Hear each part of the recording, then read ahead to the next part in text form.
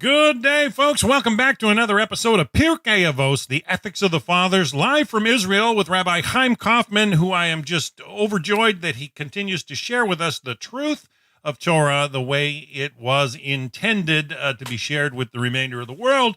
And we're still in Chapter 2, Mishna 8, Part 11 today, and I think we'll be getting into the more Torah, the more wisdom. I'm not sure, but that'll be up to the rabbi.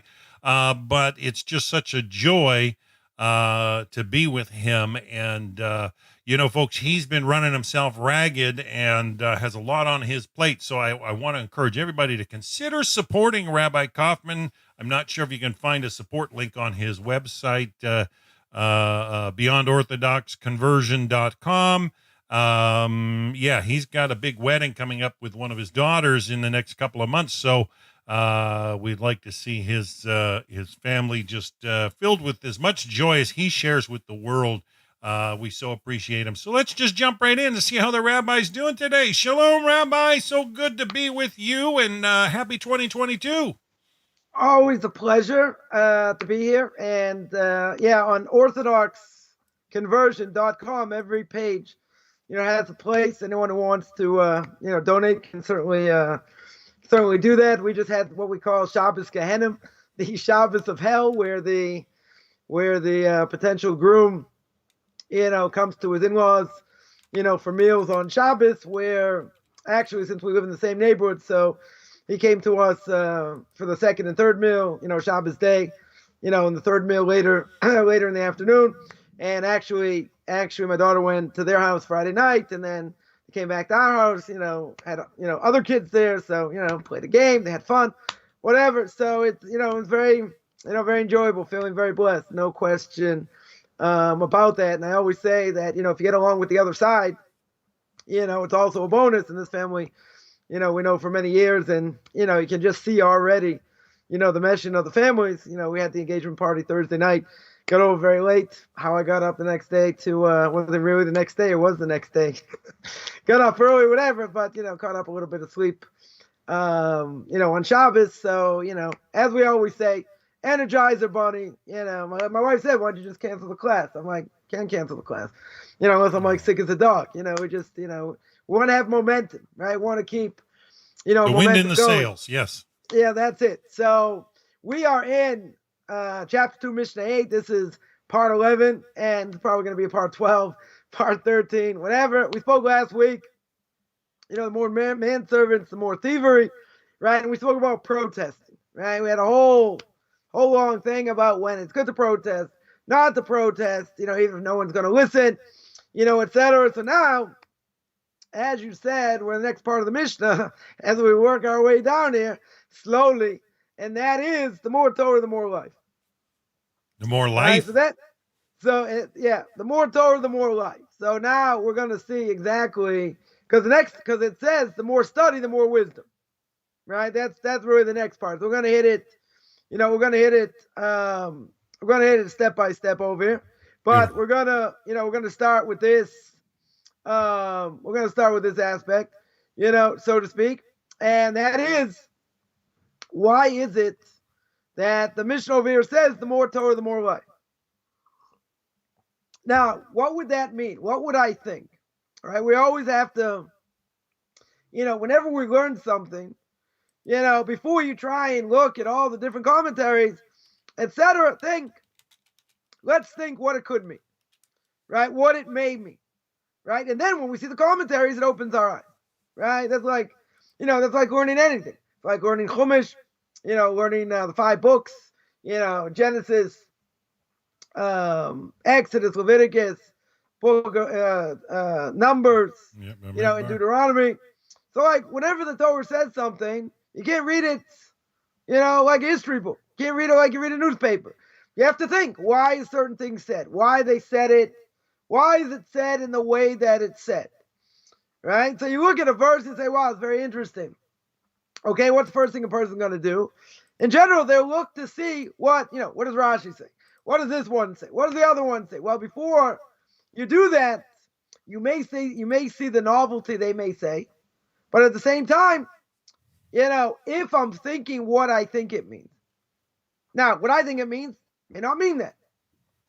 Commentaries may say it means something else. But you know what? What I think it means, even if I'm totally wrong, when you see the commentary, it's a whole different ballgame.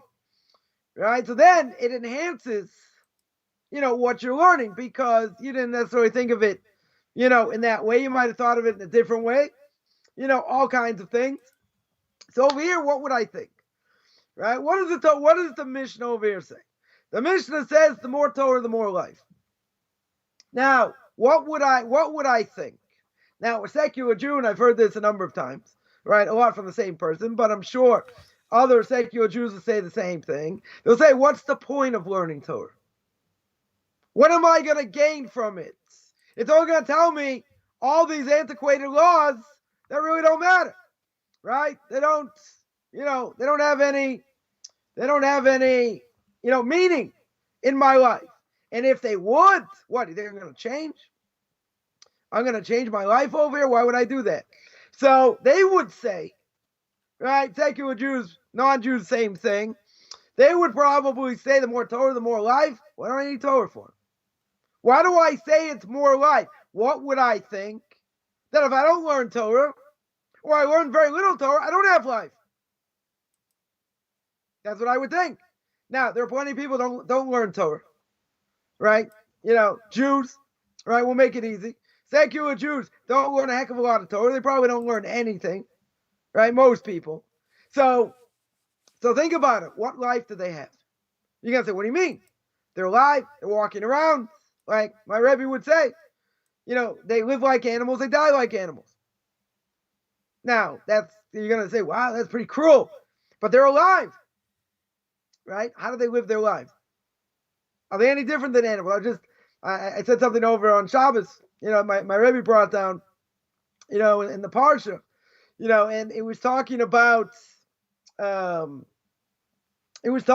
killing the lamb, right? Killing the sheep, and the obligation that's their God, right? That's the Egyptian God. Now, one of the last things the Jewish people had to do in order to get out of Egypt was to kill their God in front of them.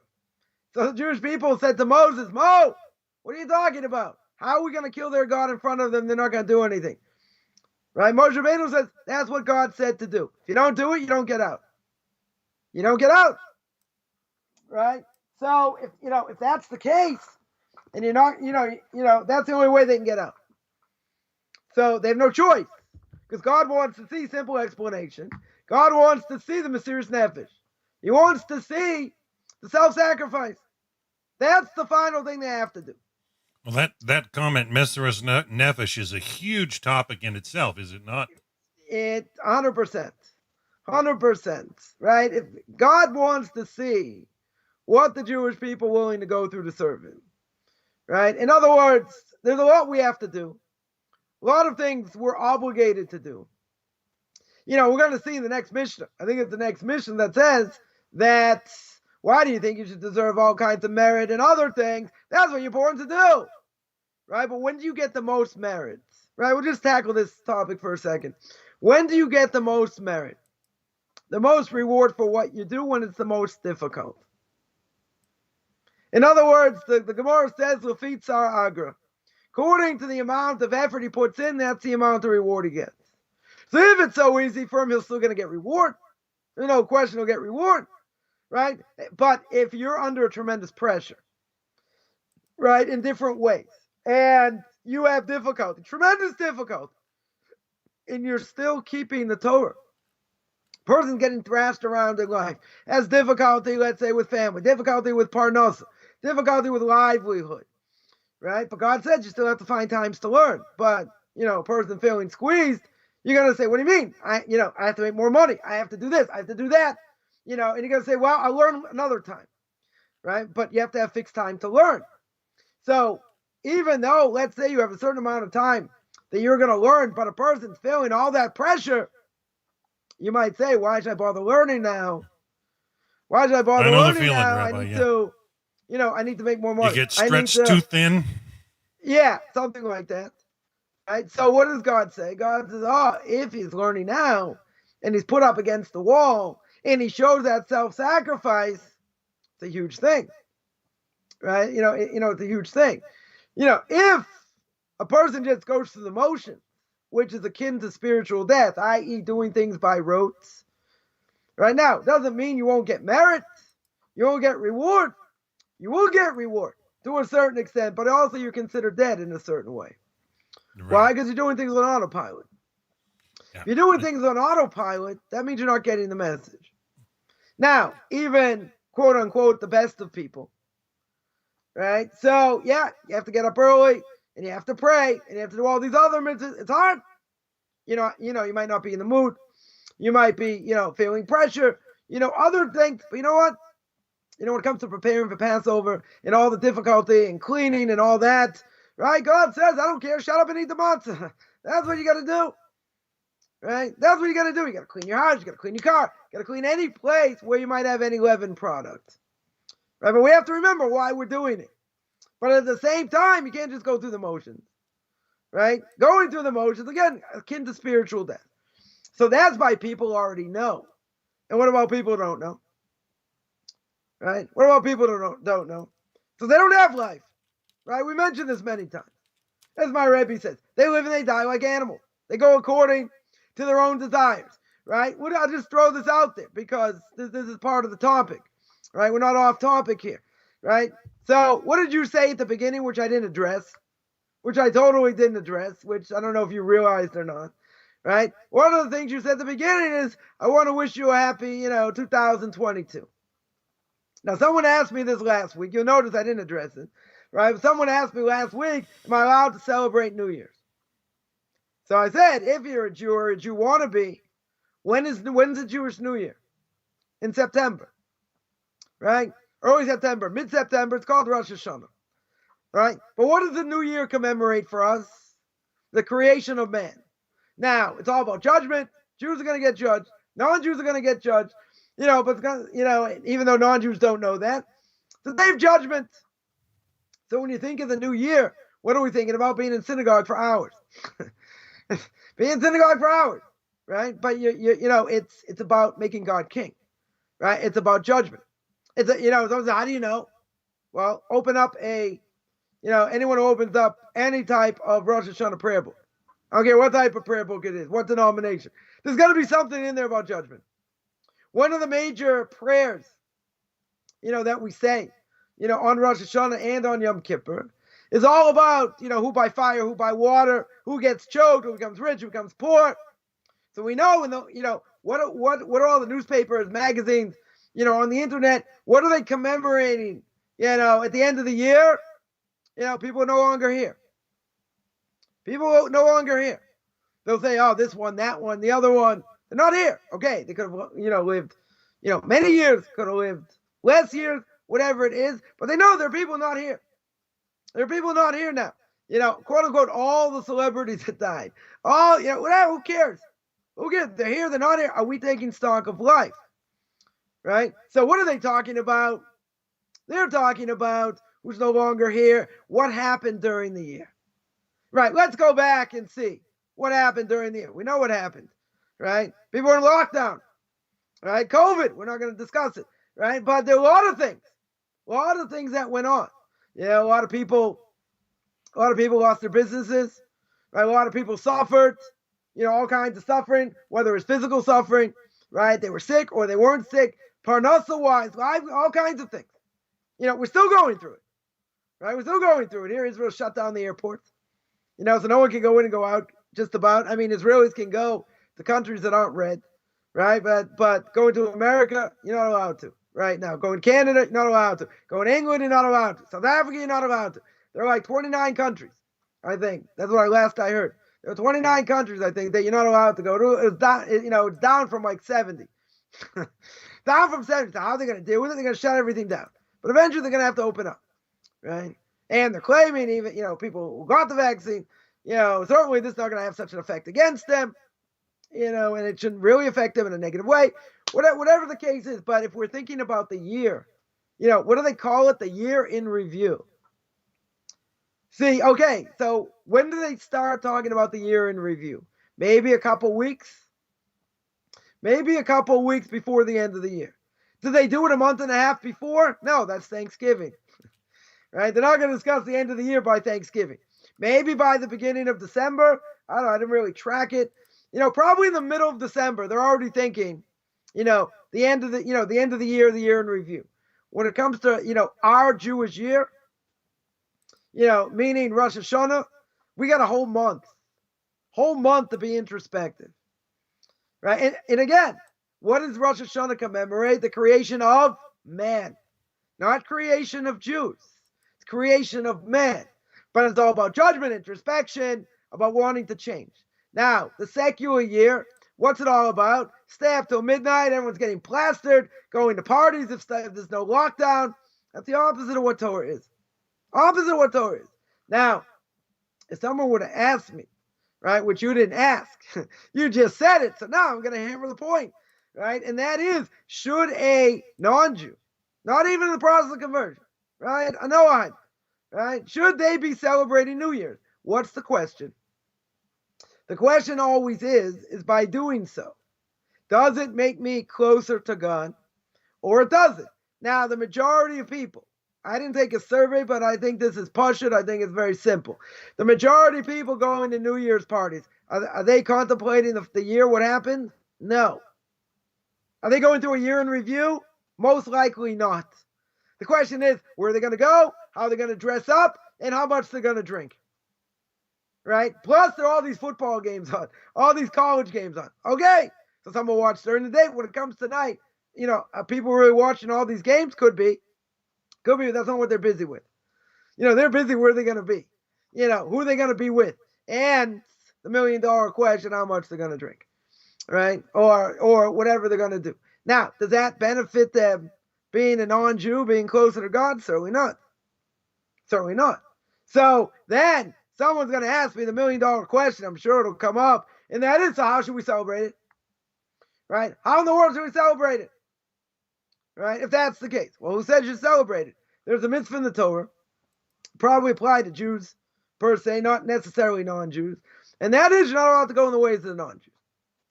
Right? Now, the January 1st, what does that really represent? Right? So the Bible thumpers may say, well, if JC is born on December 25th, right, what's January 1st? Right? January 2nd, whatever. Right? The circumcision, whatever. 8 days later. But even if it's not that, we don't go according to secular calendar. We go according to lunar calendar. Right? That's why we have an extra month this month. This year. We're in a leap year. Jewish calendar has a leap year. You know why? Because Passover always has to be in the spring. Balance it out. Yeah, correct it. Right? Passover has to be in the spring, and Sukkot has to be in the fall. There's 11-day difference, 11 and a quarter day difference, or something like that, between the Jewish calendar and the lunar calendar. So we have to compensate. So when the temple was being destroyed, Hillel figured out the calendar.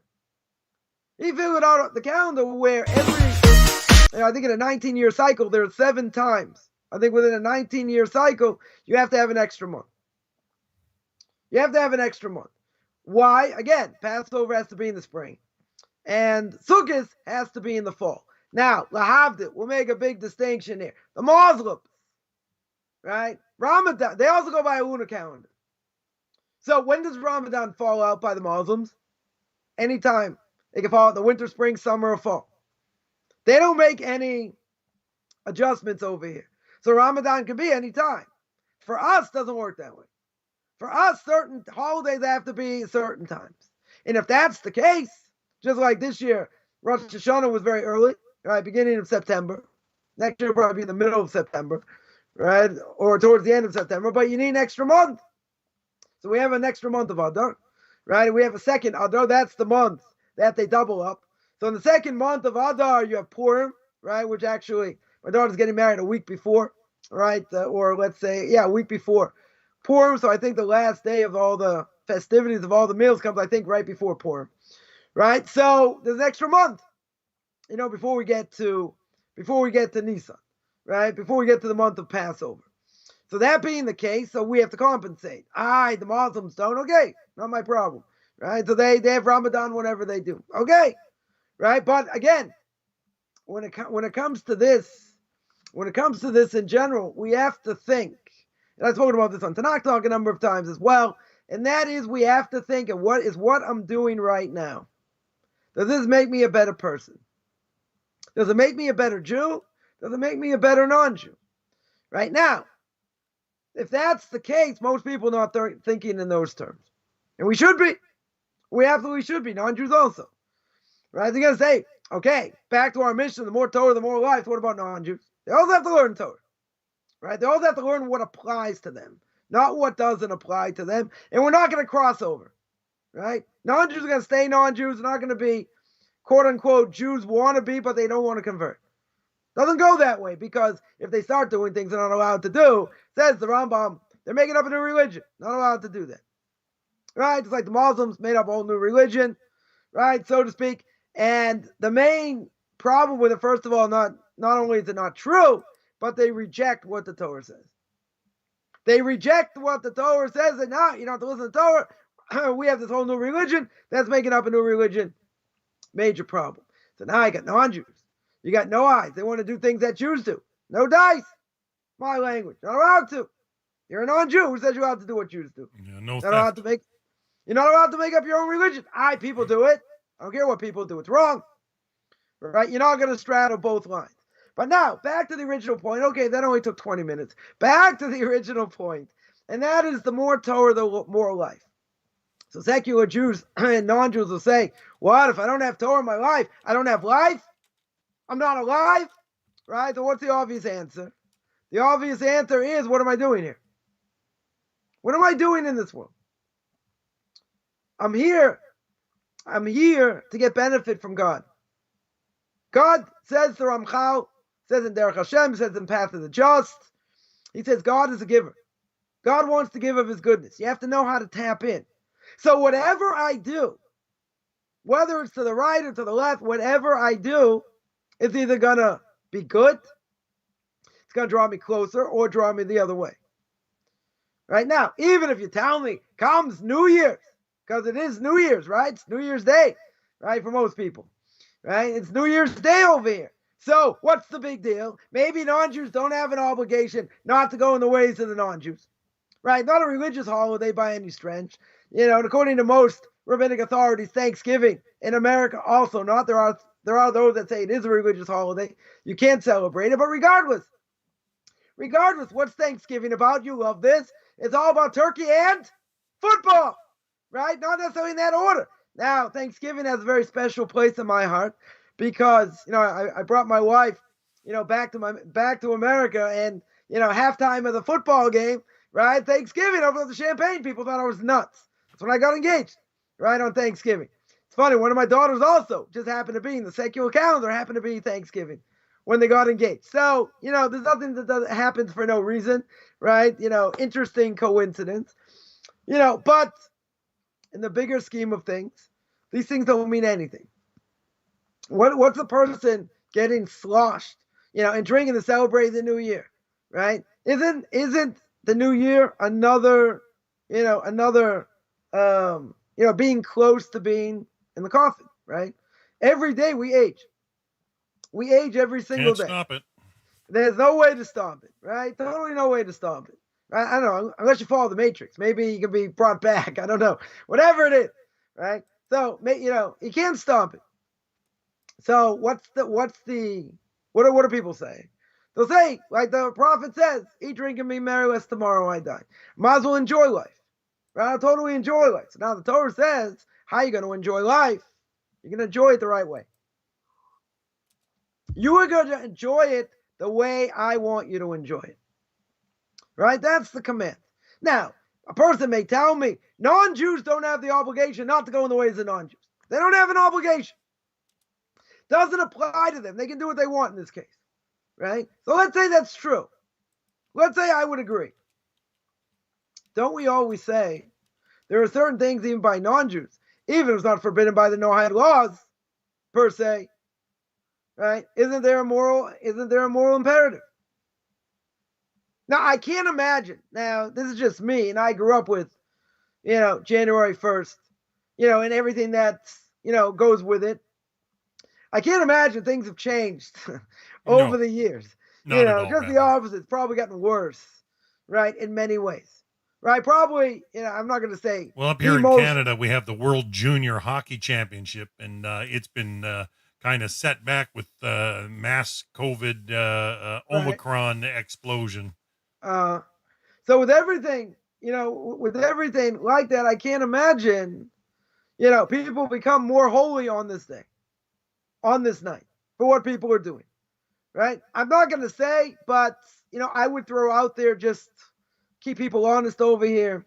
Could be one of the most immoral days of the year. Could be, in theory. Why? Because everything goes. It's New Year's. Where people, if there wasn't a problem with COVID, where would people be going? Dance clubs, restaurants, other parties. Who knows? It was apparently quite a dud last night around most of the Western communities. I even heard down in New York there at Times Square, they only had about 15,000 people, which usually they would get 40, 50, 60,000 people or more downtown New York for the dropping of the ball, right, at Times Square. But, yeah, even up here in Vancouver, Canada, the restaurants were empty. If that wouldn't be a problem, the place would be packed, right? So you say, well, thank God for COVID.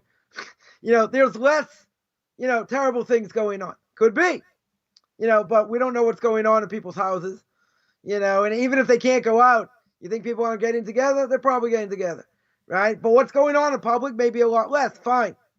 It doesn't mean other things aren't going on, but, I don't want to digress here. The point is, if you're not tapped into Torah, right? What does the Mishna say? We're going to be very specific. The more Torah, the more life. Now, Coffman over here would say, if I don't have Torah, I don't have life. You're going backwards. Not only are you going backwards, you're alive, you're just waiting to be buried. You have no life over it. Why not? Because you're not focused on Torah. You're walking dead, right? Right, because the Torah tells me, Book of Deuteronomy, chapter 30, verse 20, the Torah says it's our life and the light of our days. It's everything we live for. Right? There's nothing more important than learning Torah. Oh, and that's where Meseras Nefesh comes in, right? As part of it as well. Right? But if we say there's nothing more important than learning Torah, then if someone were to say, I'm just going to harp on this point because it's what someone told me, that what are we saying here? We're saying that there's nothing more important. Torah is life. Torah itself is life. Right? The Chofetz Chaim used to say, Chofetz Chaim, a blessed memory, used to say that some people think, time is money. He says, I say time is life. It's all about life. We don't live forever. Fame, right? We don't live forever. King David says you get 70 years. If you have strength, you get 80 years. Anything over that's a bonus. Right? It's a bonus. The question is, what are you doing with that life? How are you living? Now, I'll take it one step further. Someone I learned under, and that was a big time Abikoris, who happens to be a heretic. I'll tell you the following story. When I left a certain yeshiva, it was a more religious Zionist yeshiva, because I didn't know anything different, whether it's ultra-Orthodox, not ultra-Orthodox. That's where I ended up in university. And, I spent a year there, came back to the States, finished my degree, learned for another year somewhere, and then I came back to Israel. Then I met my wife, got engaged, and I spent another half a year there. And when I left, or I was leaving, I spoke to the head of this institution, the head of the yeshiva, and he said, okay, you're leaving, whatever. He said, I just want you to make sure, that you're going to go to a Zionist place. You're going to go to a Zionist place, right? And, it's very important that this person believed. I'm not saying he's the only one. That's very important to do the army. Now, I was young, right? I was in my early 20s, right? So I said the following. I said, I got plenty of money. This time I had plenty of money. I said, if I have the opportunity to sit and learn, meaning I have the opportunity indefinitely to be able to sit and learn, and hopefully learn, as much of the Talmud and commentaries as I can, indefinitely. So I asked him, would you still tell me I have an obligation to the army? And the answer was yes. The answer was you should stop learning and you should do the army. Now, there's a famous, I'm going to answer the question in a second, but there's a famous story with Rabbi Akiva. Rabbi Akiva, he leaves his house. His wife sends him to learn. He didn't know anything at the age of 40. He goes to learn, comes back 12 years later with all these students. He comes back. As he's about to knock on the door, he hears his wife say, if my husband will come home right now, I tell him to go back to the yeshiva. And he turns around and says, okay, everybody, let's go. Commentaries ask the question, I don't get it. Right? He learned for another 12 years before he came back. So commentaries ask, so why didn't he go in? Why didn't he go in and say hello to his wife, to his kids, etc.? So what was the answer? One answer is if he learned for 12 years, he would have taken a break. And then he learned another 12 years. It's not the same as 24 straight. Just like if a person was studying for an exam, let's say. And, they said I studied for 2 hours. It's not at the forefront of their mind, yeah. Right, the reality is they studied really for 50 minutes. They took a 10-minute break. Then they studied for another, 45 minutes and took a 15-minute break. So they said I learned for 2 hours, but the reality is they didn't. Right? So I told this rabbi like this. I said, I got the opportunity to be able to sit and learn indefinitely. And you're telling me I have an obligation to do the army. What are we saying over here? There's nothing more important than learning Torah. What we say in Hebrew, Talmud Torah Keneged Kula. Right? For everybody. Right? But it's the most important thing ever. As we would say in Boston. The most important thing. Not even your CFL. Most important thing in the world. Right? According to us. So now you want to tell me that if you want to say there's a mitzvah to live in the land of Israel, which there were many Torah giants that couldn't get here, so you want to tell me that maybe they transgressed, they couldn't get here. So it's a mitzvah if I can do it. Meaning, if I can have, if I have livelihood outside of Israel, my kids are learning well, who says I have to move there? Who says I have to go there? Let's say I have to take care of elderly parents. Or I got other reasons, I'm learning better there. Parnas is easier there. Who says I have to leave? Who says I have to go to Israel? So it's a mitzvah if I can do it.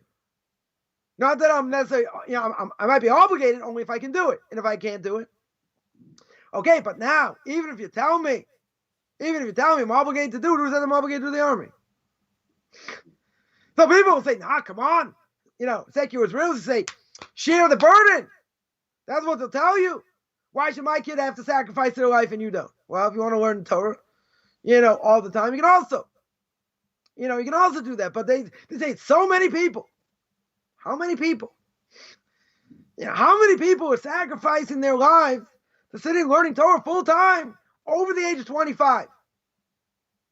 Full time. You tell me before the age of 25, you can tell me there are 100,000. Let's say. Maybe more.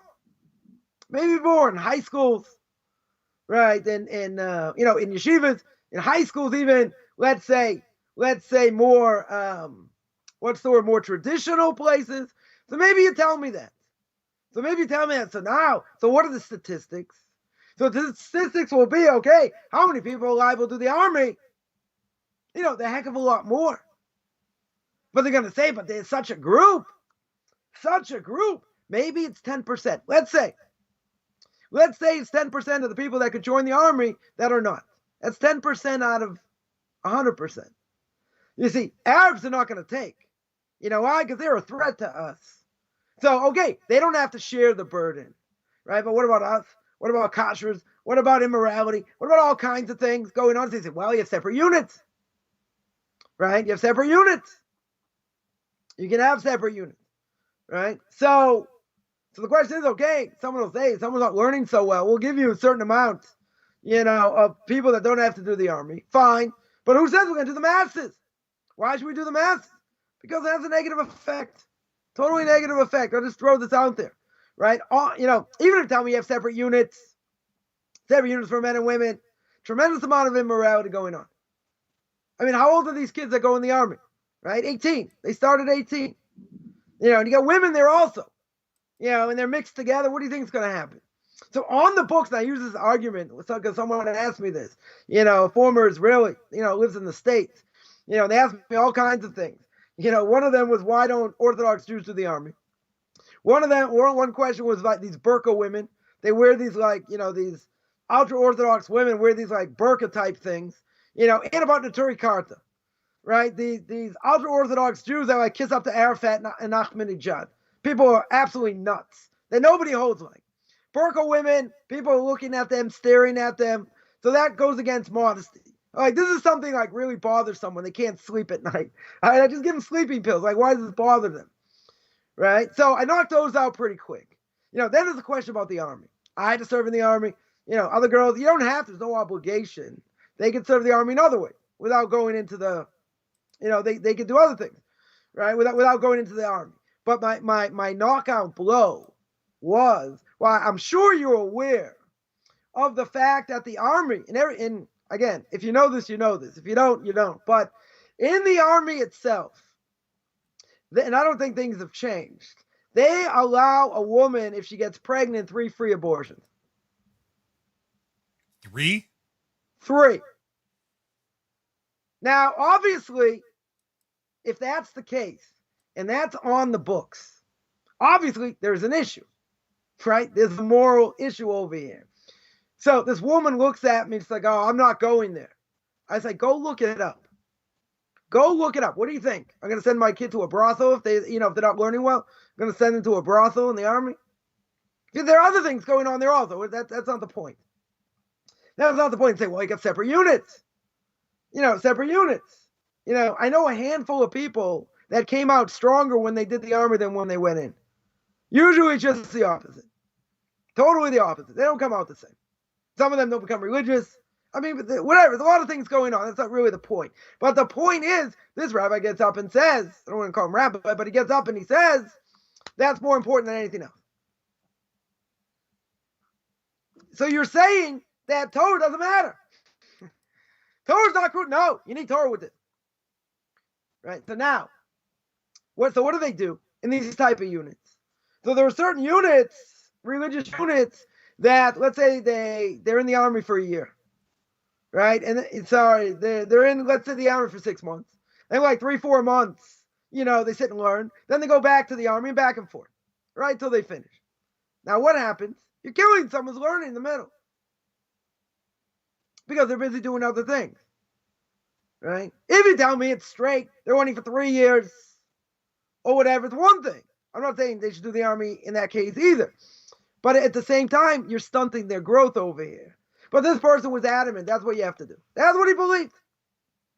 Now, why do I say it's heresy? It's heresy because the verse in Deuteronomy over here says, chapter 30, verse 20, it's our life and the light of our days. No. Comes this bogus rabbi, this heretic, and says, no, that's not the most important thing. You push it away for other things. What do I push it away for? Like doing the army. Now, there are certain things. It's true. There are certain things. Let's say somebody died. There's no one to bury them. Right? There's no burial society around. Come across a dead body. What's your obligation? You stop learning. You shut your Gemara, and that's it. You have to go bury this person. That takes priority. Right? If you're learning and, a bride and a groom come nearby, you should close your Gemara and dance with them. Right? Make them happy. There are certain things that may push off learning. Another case would be able to throw out a third case.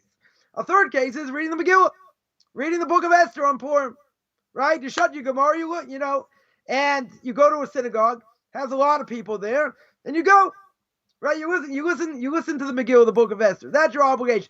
Torah is more important. There's certain things that push off Torah. Now, so you tell me, if there's a war, and there's a mitzvah to go to war, then everyone has to go. Everybody has to go. So you put down your Gemara, everyone has to go. But even the time of King David, let's just keep in mind, time of King David, they also had a standing army. They needed a standing army, right? But they also had people learning. Because if you don't have people learning, even with the standing army doesn't hold a chance. They don't have a chance. You need people to pray, to learn, for that merit. So in all the wars, I'll put on my Zionist, I'm looking here, all the wars in Israel, you got to say, wow, they were really lucky. Really lucky. 6-Day War almost got demolished. Other wars, they almost got demolished. Right? So what happened? What changed? The army will say, oh, we tried this, we did that, we did the other thing. It's all about koach otzim v'yadi, right? And it says in the book of Deuteronomy, it's all the work of my hands. It's everything I've done myself. What are you talking about? If you look in general at the strategists during these wars, they should have got pummeled. The Israelis should have got demolished, right? What happened? What turned the tide? There were miracles that turned the tide. Absolute miracles that turned the tide. Right? What was the miracle based on?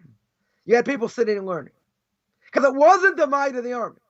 They may claim it was and everything they've done, but the reality is they wouldn't have got off the bat over it. They should have got demolished. By 6-day war, they had hundreds, thousands of body bags waiting. Tens of thousands should have died. More. Right? Should have died. But it didn't happen. I'm not saying people didn't die. Right? There were people that died, no question. But at the same time, could have been a heck of a lot worse. Heck of a lot worse. So if Torah is everything, and it's the most important thing in your life, okay, there are times you have to stop learning. Right? Person's married, certain things, okay, you're learning, whatever, you might have to help out at home, do other things. But if you have fixed time to learn, that's your time to learn. If it's an emergency, you shut the book. Right? You have to know when, whatever. You have to know when, how to do it, etc. But if it's our life in the light of our days, as the Torah tells me, how in the world can someone get up and say that doing the army is the most important thing ever? Right? That takes precedence. What do you mean it takes precedence? Not to mention the statistics are very skewed, because if you take anyone over the age of 23, 24 that's sitting and learning, how many people are we talking about?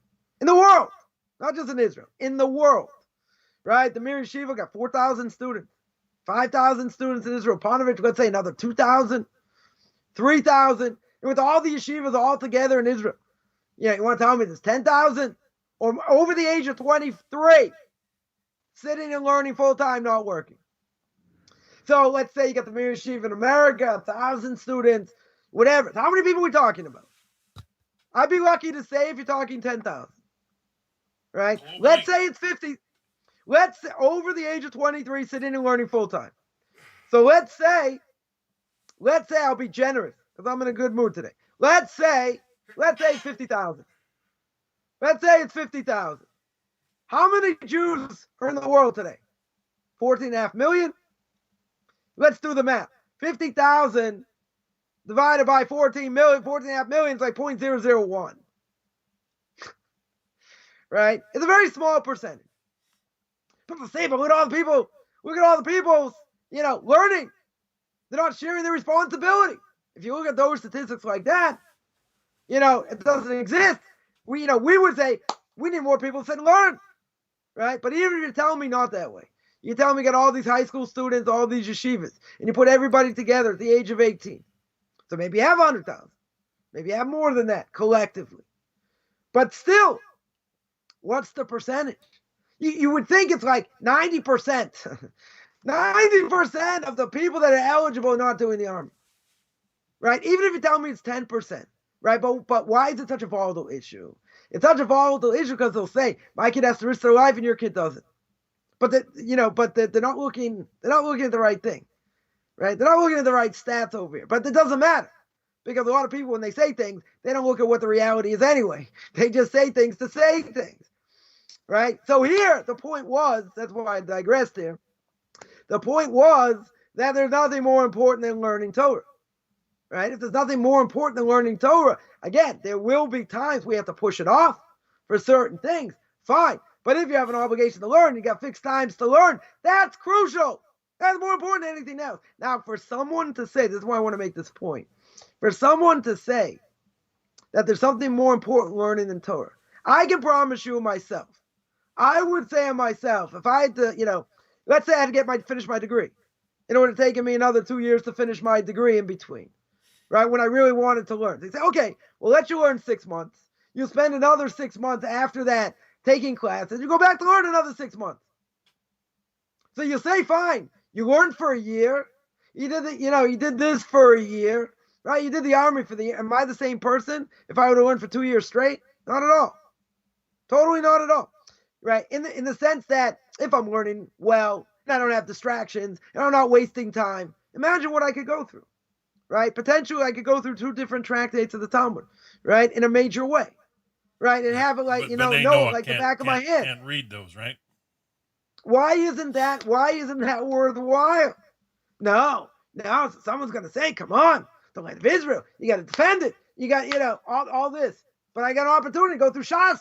I got an opportunity to sit and learn, right? So when I was first married and I ended up going to ultra-Orthodox community, within 8.5 years, I learned in a certain place. I went through, however many, different tractates, the laws of damages, the laws of marriage and all that. I mean, soup to nuts in so many different things. Then I started learning by my Rebbe, started going through other things. That amount of time, if someone had that amount of time, and you're really growing and you're working hard and this and that, God's going to help you over here. And plus I was learning other things I had to catch up on, different things. If that wouldn't have been the case, what would have happened? My growth would have been stunted.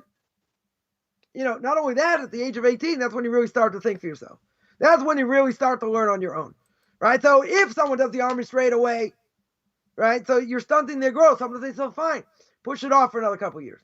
Let them learn until they're 21, 22. Then let them go in the army, right? But it's not the same thing. Why isn't it the same thing? Because the person doesn't stay at the same level. You don't stay at the same level, right? And first of all, you're not going to have much time to learn. Second of all, there are a million and a half different distractions and other things you have to go through. So nobody should ever say, oh, this is more important learning Torah. It depends what it is, right? It depends when, right? But, this person's got big enough shoulders to say, doing the army is more important. First of all, who says there's a mitzvah to live here? We just established not such a big mitzvah to live here if you can't do it. But now you want to tell me, since there's a mitzvah to live here, if that would be the case, now I got a mitzvah to do the army. That's not the same thing. That's not the same thing. Now, I just mentioned while I'm on this topic, a friend of mine I went to yeshiva with came to me for Shabbos once, and we got in a discussion about about doing the army. And basically he said that if it wasn't for me in the army, Syria would come and invade. So I said, I just wanted to see. I checked my watch. I said, I just wanted to see, how long it took you to become a heretic. He goes, a heretic? He's like, what are you talking about? I said, do you believe in the power of Torah? He said, what do you mean? I keep Shabbos. I keep kashrus. How can you say I'm a heretic? So my answer was very simple. I said, you in the army, we need to put our best foot forward. That's 100% true. Right? We need to defend the land. 100% true. But you also need people sitting and learning. If you don't have people sitting and learning, you would have been dead a long time ago. Finally, after going through this whole thing, a person comes back to me and said, well, if there are more, Orthodox Jews in the army, it would have made his time much easier. Okay, but that doesn't mean we're not doing anything. We're sponges and cockroaches and other things, right, that we've been accused of. We're not doing anything. What do you mean? Let's go back 90 episodes where we talked about one of the fundamental things that the Torah is based on. Torah, Avodah, Gemilus Chasadim, right? Serving in the temple or serving God, however you want to learn it, doing chesed, acts of loving kindness, and learning Torah, right? We spoke about this way back when. Learning Torah is crucial, more important than anything else that upholds the world. So if someone says, if it wasn't for me, Syria would come invade, that means you don't think there's power of Torah. You don't think Torah protects. Now, I'm not saying you don't need a standing army. Right? In the time of King David, you needed a standing army. Fine, but you needed people sitting and learning. 100% you needed people sitting and learning. If there'd be a war and everyone has to go, stop learning. There are certain things you stop learning for. But you don't tell me you're going to stunt a person's growth spiritually by saying that's the most important thing. That's heresy. That's absolute heresy. A person like that, you can't listen to. Right now, back to the we know you've always been very clear on the importance of Torah, study. We appreciate all you do, Rabbi. Amen. So let's look at this next aspect.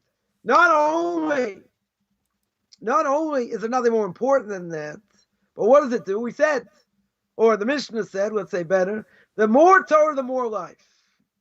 Now, the more Torah I learn, it adds to everyday life. Gives us meaning in everything we do. Now, what will people say about that? Like, you can't do anything without asking your rabbi. You have to tie your shoes in a different way. You have to do this when you wake up. You have to do this before you go to sleep. Like all these different things. Well, there are some people that love details. They love details.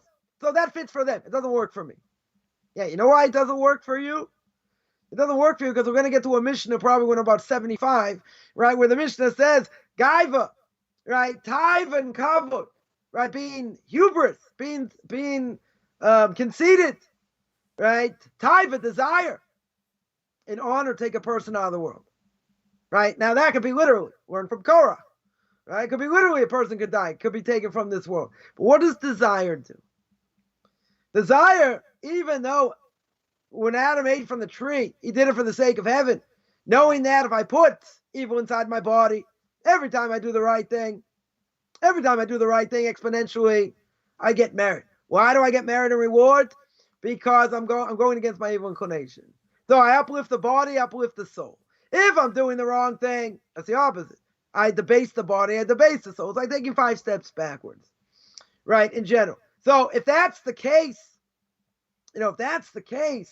then what I do on a regular basis matters.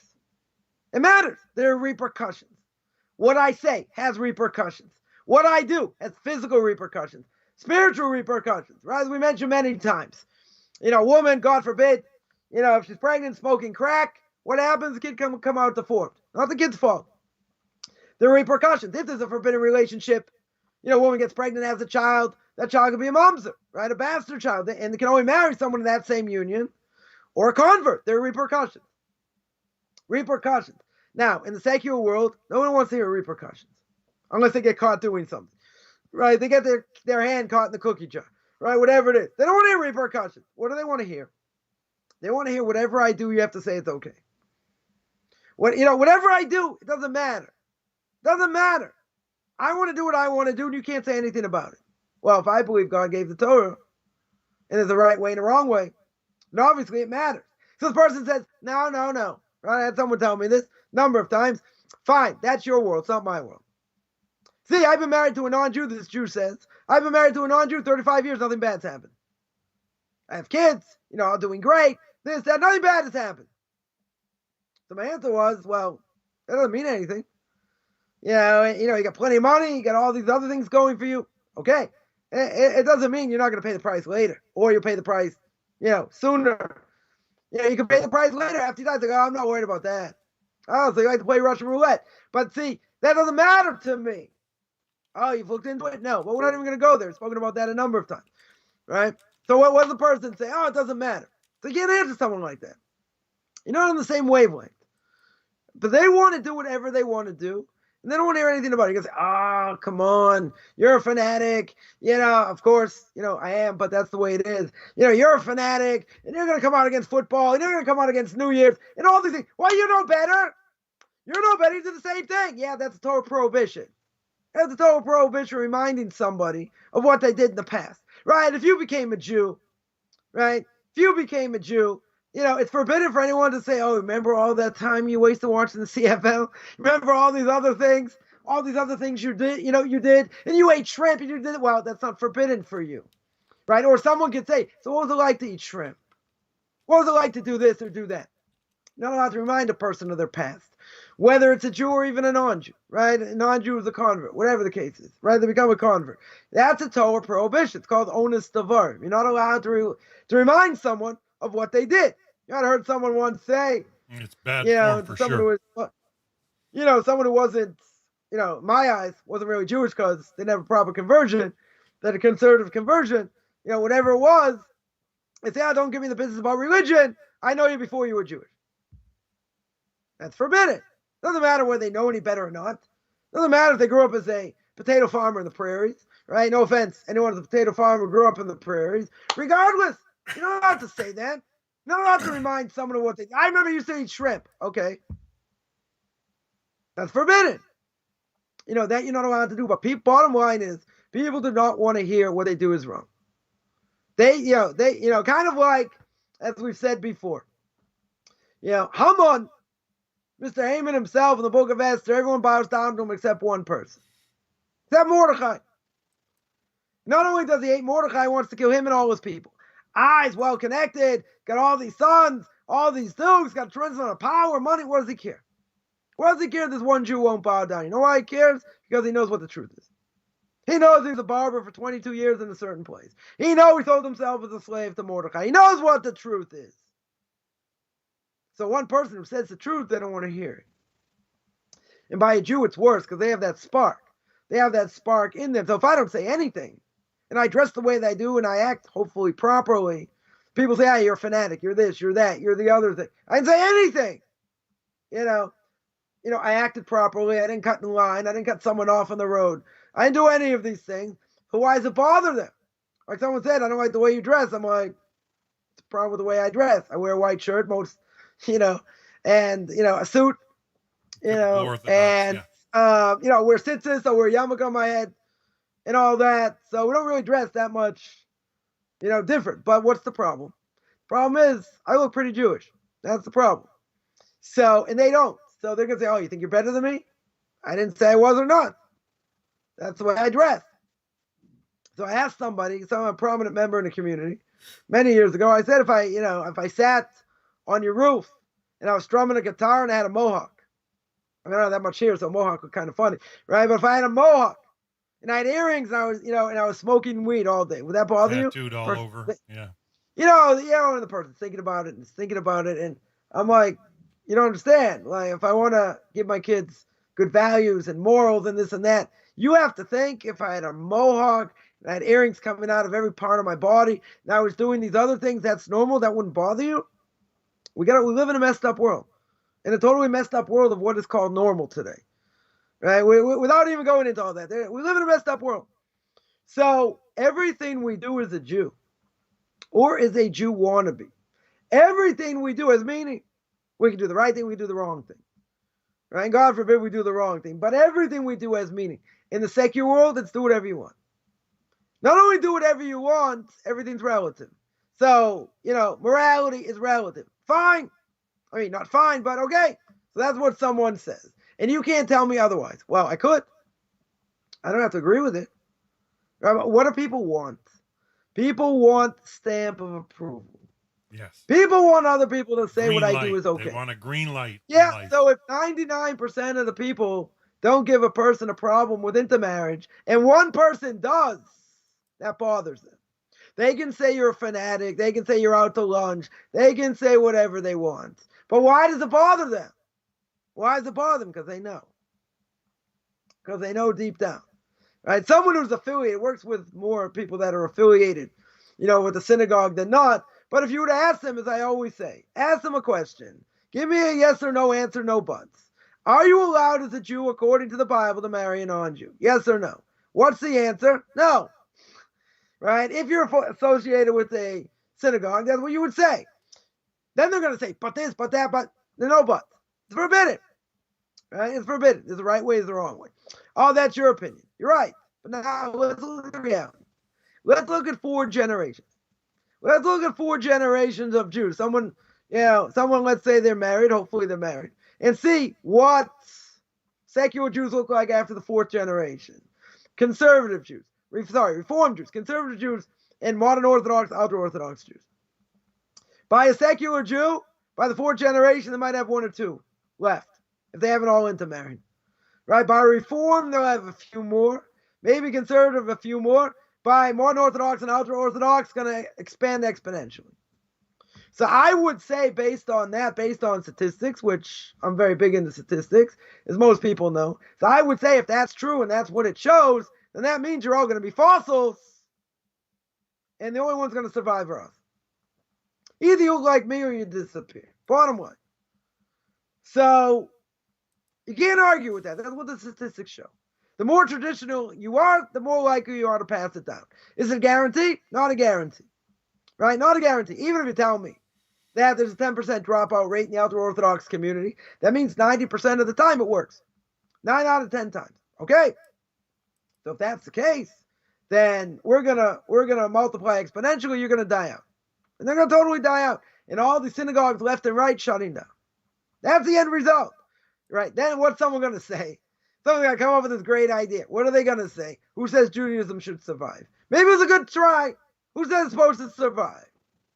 Now, if you take my parents' generation 80 years ago, of course Judaism has to survive because they were more traditional, because they got it from their parents. This generation, the cream puff or whatever, marshmallow generation, Teflon generation, whatever you want to call it. Okay, it was a good try, so what? So like Israelis says, I'll be a secular Israeli. So what are the chances you're going to pass that down to your kid? You're going to pass any Jewish customs down? Probably zero. Very little. Unless they become more traditional. That's what it showed. So therefore, everything we do has tremendous meaning. Either I'm going up spiritually, or God forbid, I'm going down. Right? If everything has meaning, what about in the secular world? What's going on in the secular world? In the secular world is whatever you want to do. Whatever floats your boat. And obviously you can't say anything against it. So therefore, they do whatever they want. Now, if that would be the case, which it is the case, but let's say we look at what's going on. Does that mean most people living that ultimate lifestyle, doing whatever they want, are they happy or they're not happy? And most people are not happy. That's why most people are on Prozac today. They're not happy. Right? So the Mishna, sometime later we're going to see, who knows when. It says, Miu Ashir, who's considered rich?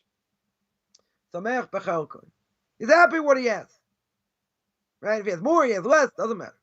He's happy what he has. And the more you have, we saw. Right? The more possessions, the more worry. Doesn't lead to happiness. People get caught up, looking nicer, fancier clothes, this, that, if they can afford it. Some people do. They'll say, wow, gives me more self-esteem, makes me feel better. But bottom line, is that really the case? Is that what, is that the difference between men and boys? Is just the size of their toys? What are people doing? So again, most people, after hearing this for like 40 minutes, they're going to say, come on, you're out of your mind. I'm enjoying life. I don't have any issues. I'm not looking for anything.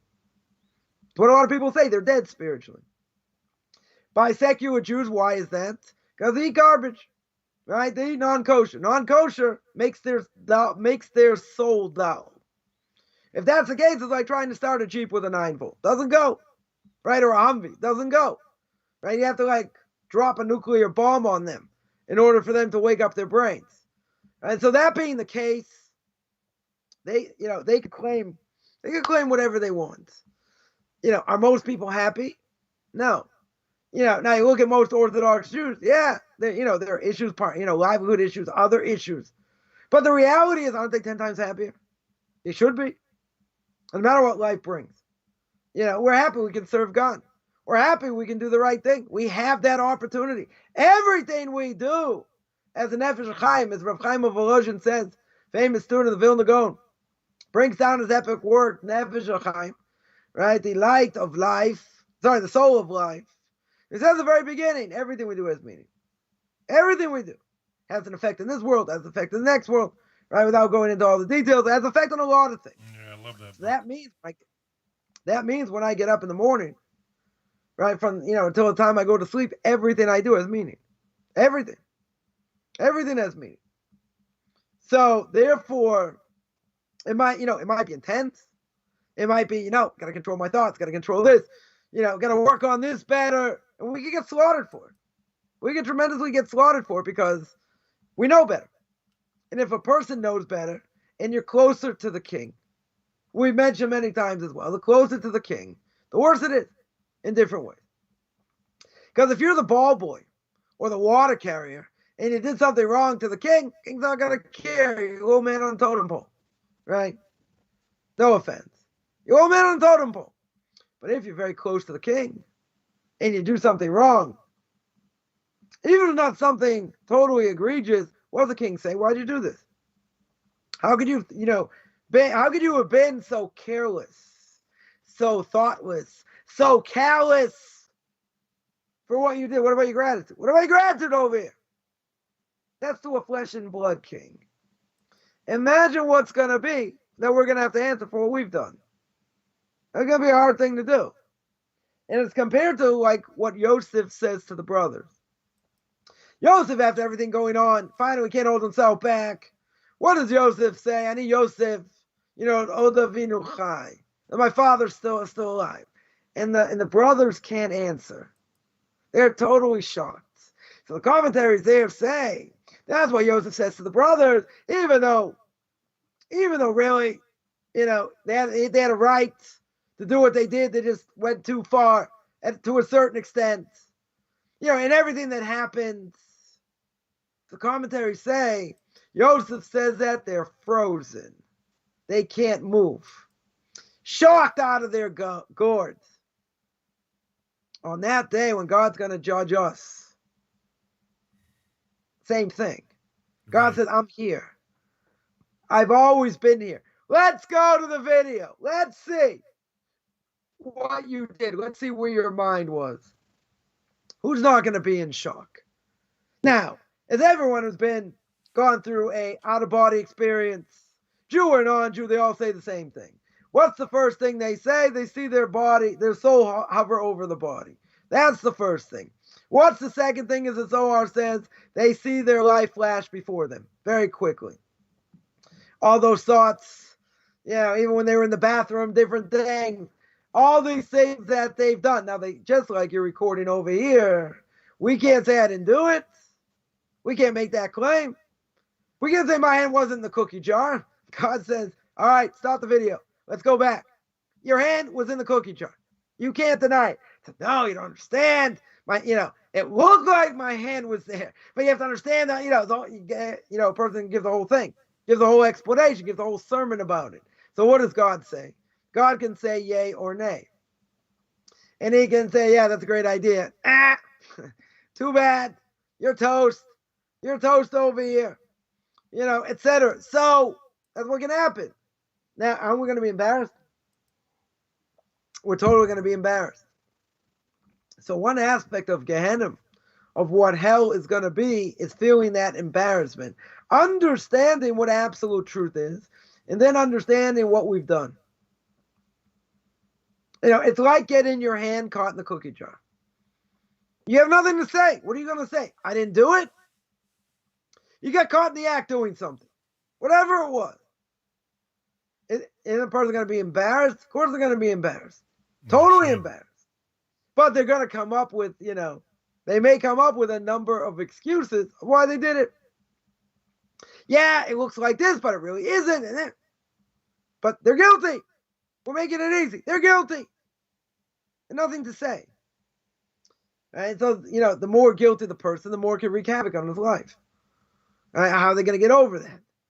Right? The embarrassment, the shock someone catches them, how they react to it, and all these different things. Then word gets out. What happens when word gets out? Embarrassment on all sides. Now you can't push it under the carpet. Now it's there. Right? In any case, we're going to have to answer to that. We're going to have to answer to what we've done.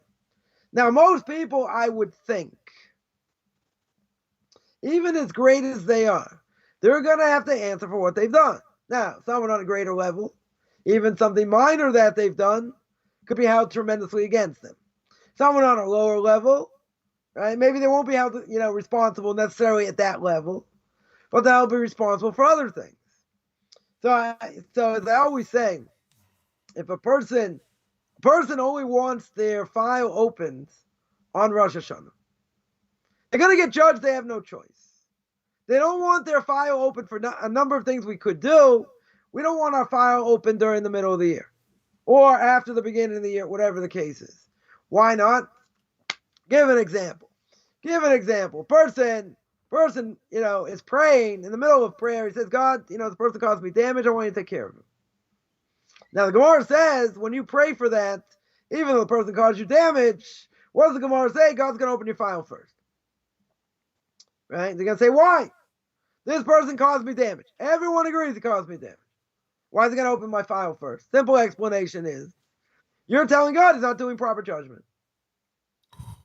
In other words, we pray in the Shemona Esrei silent meditation that God should do judgment. So what are you saying? I want you, God, to take care of this person. As if to say God's not doing his job. Yes. Right? Yeah. my funny mustache. And you say, okay, if I were playing God right now and someone's praying with an unbelievable fervor, this guy caused me damage, he did other things, and he's praying with an unbelievable fervor, and he's saying, God, take care of business. You're the one in charge, because that's why I'm praying to you. I know you're the one in charge, I want you to take care of business.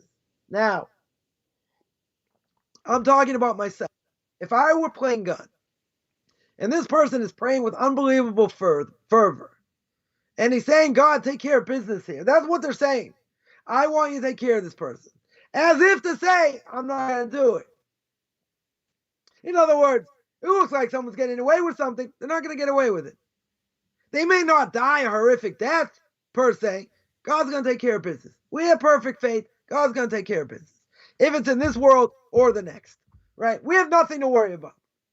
So a person who says, I want you to take care of business over here, you're lacking in emunah. You're lacking in proper faith.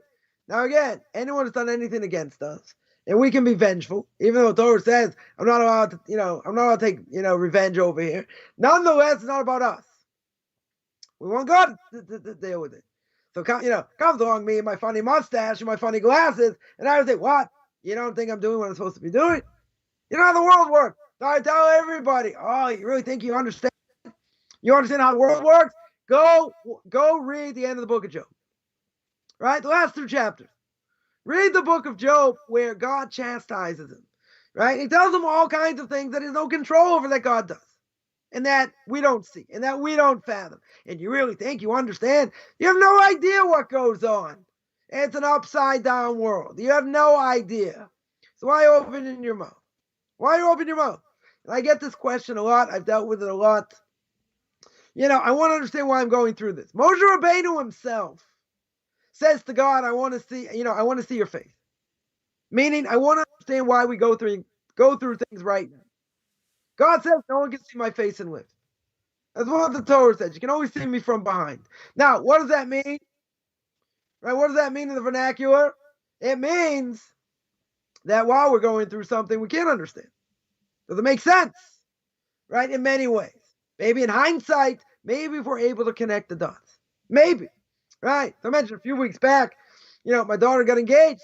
So I mentioned, different things I've seen that the dots connect. The dots connect in an unbelievable way. But you know what? I wasn't privy to this information 17 years ago.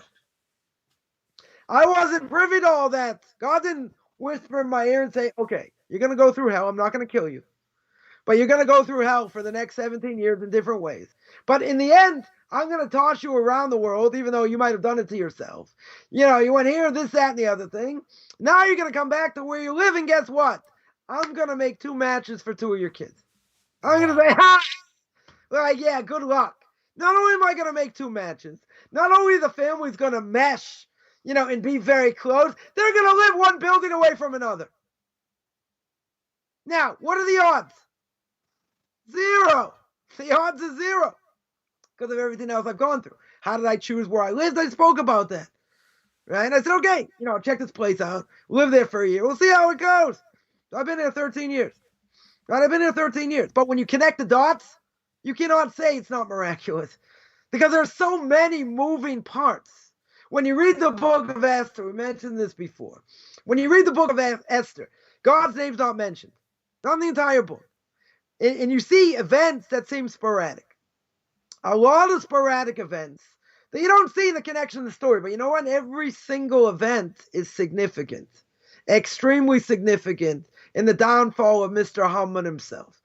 But God's name's not mentioned, but God's there behind the scenes the entire time. The Jewish people almost get destroyed. You're right.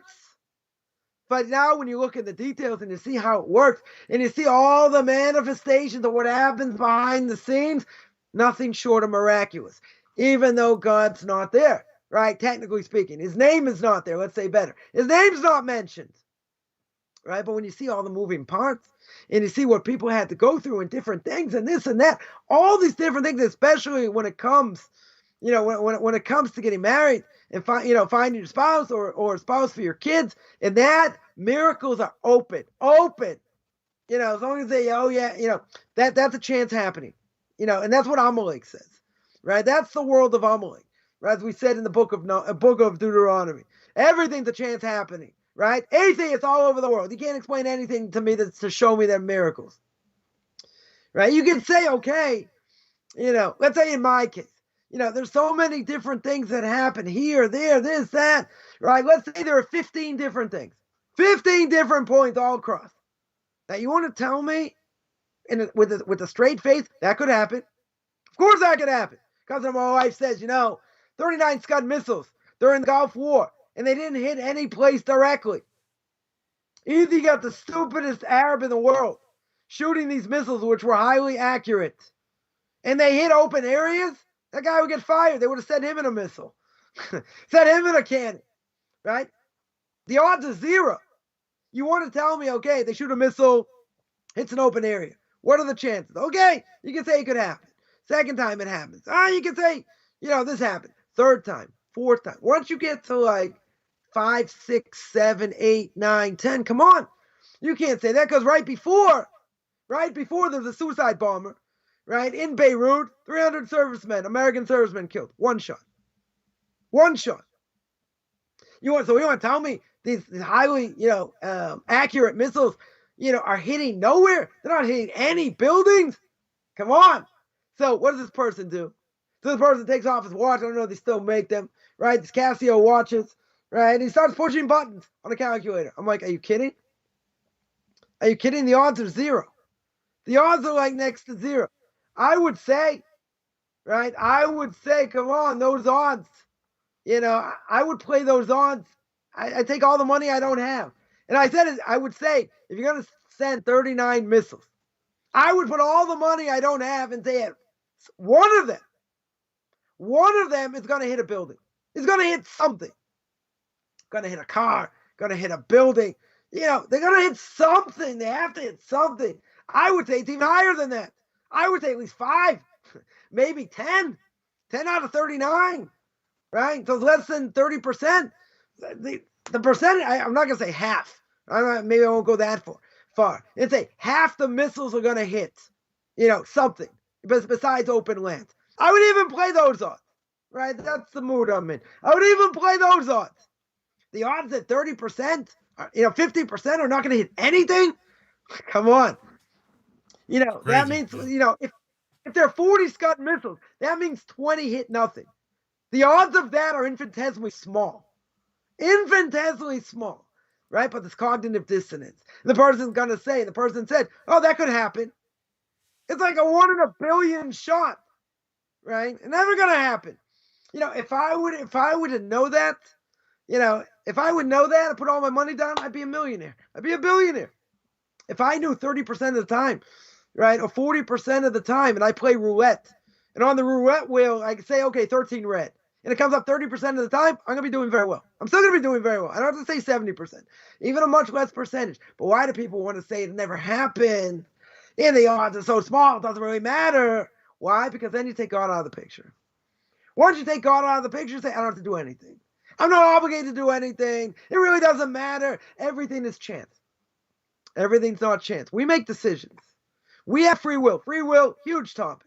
Huge topic, right? But how much free will do we really have? Now, if anyone's ever read the book Derech Hashem, The Way of God, he sets it up, which a lot of it depended on Kabbalah, etc. But what does he say? He says the free will is limited. It's limited. We make decisions. We totally make decisions. But, how do we know that the decisions Hashem we're making are really determines when good mazal comes? Yeah. Well, it's also true. But when we make a decision, how do we know we're not being convinced by other things? How do we know God is just putting something in our mind? It's not good for us, right? Maybe it's not good for us. Maybe it's the work of the evil inclination. How do I know something's really good? Well, we know if it's not if it's not forbidden and I should do it, it's good for me, right? If it's something in the Torah, it's good for me. If it's something that the English would say it's a little bit dicey, then you shouldn't do it. If you have a doubt. But the reality is I can make decisions, make a bad decision, and God doesn't stop me. Right? Because the Gemara says if I do the right thing, I go in the right way, God will help me. If I do the wrong thing, God forbid, God doesn't stop me. There'll be repercussions. But, we can make our own bad decisions. At the same time, God says, okay, I'm going to put you in this situation. Let's see what happens. Let's see what happens. Right? I'm going to give an example. A relevant example happened to me. Happened to me recently. I was preparing for this, for this engagement party, my daughter. Right? So what happened? So the day before I was supposed to have it a week and a half ago. So my grandson comes down with corona. One of his kids had it. One of his friends had it in his class. So in order to go back, he had to take a corona test. He tested positive. So he has to be in isolation. 2 of my kids didn't get the shots. They also have to be in isolation. And the party's the next day. So how can you have, some of your kids not there? And then, and one daughter had the flu. Another daughter had strep. And my wife got sick. Whatever. Everyone was feeling terrible because half this country or more is suffering from the flu. Oh, we should all be wearing masks so we wouldn't have the flu. Oh, we're not going to go that far, right? But all these things, so we're not going to push it off. Not to mention it was a terrible day weather-wise. I mean, it was great. We got a lot of rain, but it was pouring, torrential downpour. Now, in the middle of a torrential downpour, imagine, you're trying to bring all these things to the hall, and you're going back and forth, and that's, you get soaked, right? So it worked out. Thursday was, this past Thursday, it was a beautiful night, so, it wasn't raining, whatever. So, okay, it was a lot of work, and afterwards cleaning up and all that, fine. So, we have a week. We have more than a week and a half. Week and a half. Now, since it was Thursday night, there were certain things, I was expecting, and, things were schlepping. Things that should have been there weren't there. Okay? So I had plan B, C, and D, as a backup. Okay, let's see what's going to be. Let's see what's going to be. Now, in such a situation, just like someone's got a bill to pay, let's say you got an electric bill, 2 days you have no idea where the money's coming from. You have no idea they're going to shut your electricity. All right, so what happens? You're sitting there worried. You're praying like no tomorrow. Figure out, plan B, plan C. What are you going to do? You don't have the money. You don't know where the money's going to come up from, et cetera. You got to do something to stop it, make sure, it doesn't happen. So a person's thinking this way, that way. Then somehow it works itself out. It may not look pretty, but it works itself out somehow. And then what happens? Person sees, unforeseen things. And then they realize, what? God was really there all the time. Okay, they got squeezed. They have to pray like no tomorrow, but it got taken care of. Now you're going to say, but it should have got taken care of in a better way. Doesn't matter, right? God runs the world the way he does. So what happened? So in my own case, okay, I wasn't losing any sleep over here. I know certain things are going to happen. They, according to nature, should happen, right? Definitely should happen. I put my best foot forward in different things. But I know certain things are going to happen. So I had plan B and plan C, right? And it would have worked out, and then when these other things worked out, fine. It would have been pretty, but okay. I would have done what I had to do. Fine. So what happened? 2 days before. 2 days before, I mean, I'm not saying I was losing sleep over it. I was a little bit worried, but okay, I knew these things were going to happen. It's just a matter of when, right? It's just a matter of when. So, and I had backup plan. So I wasn't so worried. I said, okay, God, you're the one in charge. And that's always my mantra. And I always tell people the same thing. God, you're the one in charge. I'm in this mess, but I know you're going to take me out of it, whether I deserve it or not. You're the one in charge, right? And, in the back of my mind, I have an ace. I got an ace up my sleeve. Because I know, I got plan B and plan C. Okay, that's the end of the world. It may not be pretty. I may not come out smelling like a rose, but I'm going to dance at this engagement regardless. Regardless, it's going to happen. So what happened? So according to nature, 2 days before, something comes, it was the day before. It was the day before. And then it was 2 days before. Because I woke up early on Wednesday morning, give my class on duties of the heart. And then one thing showed up. I said, okay. And all I needed was one thing to show up and everything's fine. Right? So fine. One thing showed up. But it wasn't just one thing showed up. 2 things happened the same day. The exact same day. right? One thing I wasn't expecting, maybe for another 4 days, 5 days, maybe another week because of the holiday, whatever, right? Okay. So when it comes, it'll come. If other things should have happened, took more than almost a week, it never should have happened that way, fine. And that thing reversed itself, everything's fine. All in one shot. It happened all in the same day. Now, if you tell me it happened one day, and then this other thing happens 3 days later, and this other thing happens a week later, okay, right? It was going to happen, it was just a matter of when, right? So we always say, okay, but I needed it 2 weeks ago. Doesn't matter. You get it when God wants you to have it, right? So now the irony of all ironies was, I didn't expect it all in one shot, all in one day. Definitely not. Right? So I get up the day to give this class. One thing goes, then another thing went the same time, and then later in that day, third thing. All in a row. All in the same day. Now, I could say if it happened days later, whatever, it's still good, there's no question. Right? It's timing. All it is timing. So again, I'm just giving an example of my own life. So now, if I were to sit there worried, oh my, what's going to be, this, that, God, you're going to help me, right? Okay. God, I said, you're the one in charge here. You're the one in charge. So I said, worst case scenario, I got plan B. So what am I worried about? I'm not worried. It's just, you feel like you're being squeezed. Fine. Then all of a sudden, out of nowhere, God says, okay, I'm going to take care of everything in one shot. One shot. So why'd you have to get squeezed? I don't know. Could be a million reasons. But we forget there's a major X factor. We forget there's a God that runs the world. The person says, yeah, but I haven't seen results yet. I've been going through this certain thing for months. You know what? You can go through difficulty in many different things for years, not months. Why do we think, in general, and this happens all the time, and I speak about it all the time because people don't get the message. And the message is, you know what God owes us as Jews and non-Jews? Zero. He doesn't owe us anything. Right? We saw the Mishna that says that, I should serve God without getting reward. Right? We saw that a while ago. And that's the highest level, even if I don't get reward. So why do we get reward? Why do we get the hoodsie? Right? Remember that Dixie cup with chocolate vanilla ice cream, right? Made by Hood. So in Boston they call it a hoodsie, right? They call it a hoodsie. So God says, you know what? I'm going to give you a hoodsie. I'm going to give you a gift over here, right? Says duties of the heart, right? Says the Chovos Levavos over there. You know what? You know why God gives you reward? You don't deserve reward because the next Mishna we're going to see, I don't know when, right? The next Mishna we're going to see, it says you're working hard and you think I deserve it. I deserve reward. God's going to say that's what you created for. We're going to have a lot of fun with this Mishna. That's the only thing it says, right? You think you deserve to get reward and all that. That's what you created to do. That's the next Mishna. Right? I'm pretty sure it's the next Mishna. Right? We'll get there one day. So you're going to say, no, but I want a hoodsie. But I want my reward. What do you mean that's what I'm created to do?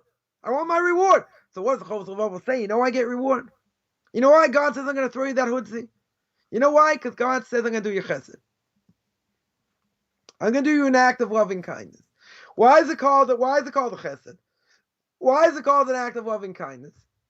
Because the reality is God doesn't owe us anything. If we do the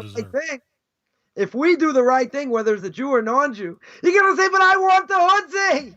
I want the reward. God's going to say, what are you, nuts? No offense, right? On Fudge Sunday, what? No nuts. Right? What are you going to, you're nuts over here. God says, I'm giving you the opportunity because that's what you have to do. You have an obligation. And you want reward for it? Chutzpah.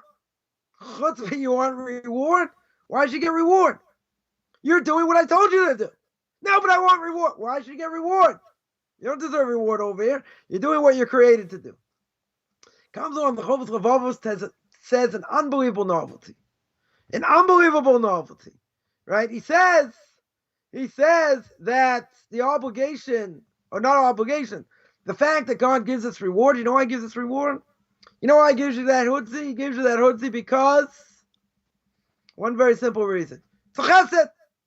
It's an act of loving kindness. Because the reality is, you're doing what he said. And if I did what he said, well, I deserve reward. Where's the reward over here? Right? It's the ultimate in chutzpah. That's what you're obligated to do. Right? What do we see? What do we see over here? We see something very clear. Right? And that is that when I do something and I do the right thing, I draw myself close to God. That's what he wants. When I do the wrong thing, I take 5 steps backwards. But even doing such a thing has nothing to do with reward or not. Because someone once asked me the question, what's going to be, right? So, or before I even got to the question, someone says, you know why you're doing things? Because you want a portion of the world to come. Right? You want a portion of the world to come. Now, we understand. We'll get a portion of the world to come, hopefully. But what would happen, as the Mishna says before, you should really serve God at a higher level, even if I don't get reward. So someone asked me the following question, what's going to happen? You're going to die eventually. We're all going to die. You're going to find out you're going to die like a dog. Poof! Dog only has a nefesh behemoth, only has an animalistic soul. When he dies, he dies. That's it. There's nothing. Yeah, even if he's reincarnated, there was a soul in that dog. That's it. Not going to have a portion of the world to come. The dog. The soul goes back up. Fine. Right? So someone says, what's going to be if you find out there's nothing there? In other words, you spent all your life living this life and this restricted life and all that. What's going to be if you find out it's all a joke? Ha ha! It was all not true. There's nothing. So I said, first of all, I think you're wrong. Right? Definitely think you're wrong. And if I'm right, this person said, well, I'm only going 6 feet under. I said, for your sake, I hope you're right. Because if you're not right and I'm right, you're in big trouble. But regardless, what would happen if we would find out, God forbid, it's all not true? We would never keep anything, right? Certainly we would never keep anything. But that wasn't my answer. That's really the answer. We wouldn't keep anything if I know it's not true, right? Christianity, we know it's not true. We don't keep any of it. Islam, we know it's not true. All the other thousands of religions we know are not true, right? If the Torah, God forbid, wouldn't be true, we wouldn't keep any of it. None of it. And there's so many Jews out there who never thought it's true, it's not true. They keep minimal amounts, right, of what the Torah says. They don't care, right? They don't care if it's true or not, right? So they keep a little bit of this, a little bit of that. They're like, nah, I don't really believe it, but, we do things for customs. Why? If I know it's not true, if I know, let's say in the laws of kashrus, right, the Torah tells me there's only one animal that chews its cud, but doesn't chew its cud and has split hooves, or somewhat split hooves, right? It's a pig. How did Moshe Rabbeinu know that? Did he play Dr. Dolittle? Right? How did he know? If there's another exception that the Torah doesn't tell me, it's probably a mistake. If I find anything in the Torah that's a mistake, the whole Torah is not true. All of it's not true. It's all or nothing. If I ever find, God forbid, which won't happen, but if you would find a species of fish, we hold that a species of fish, to be kosher, has scales and fins. You'll never find a species of fish that has scales and no fins, or vice versa. You'll never find it. Doesn't exist. But if you would find such a thing, then I know the Torah is not true. That would be an exception. The Torah doesn't make exceptions. So right? a shark doesn't have scales, right? It has a skin. So it doesn't.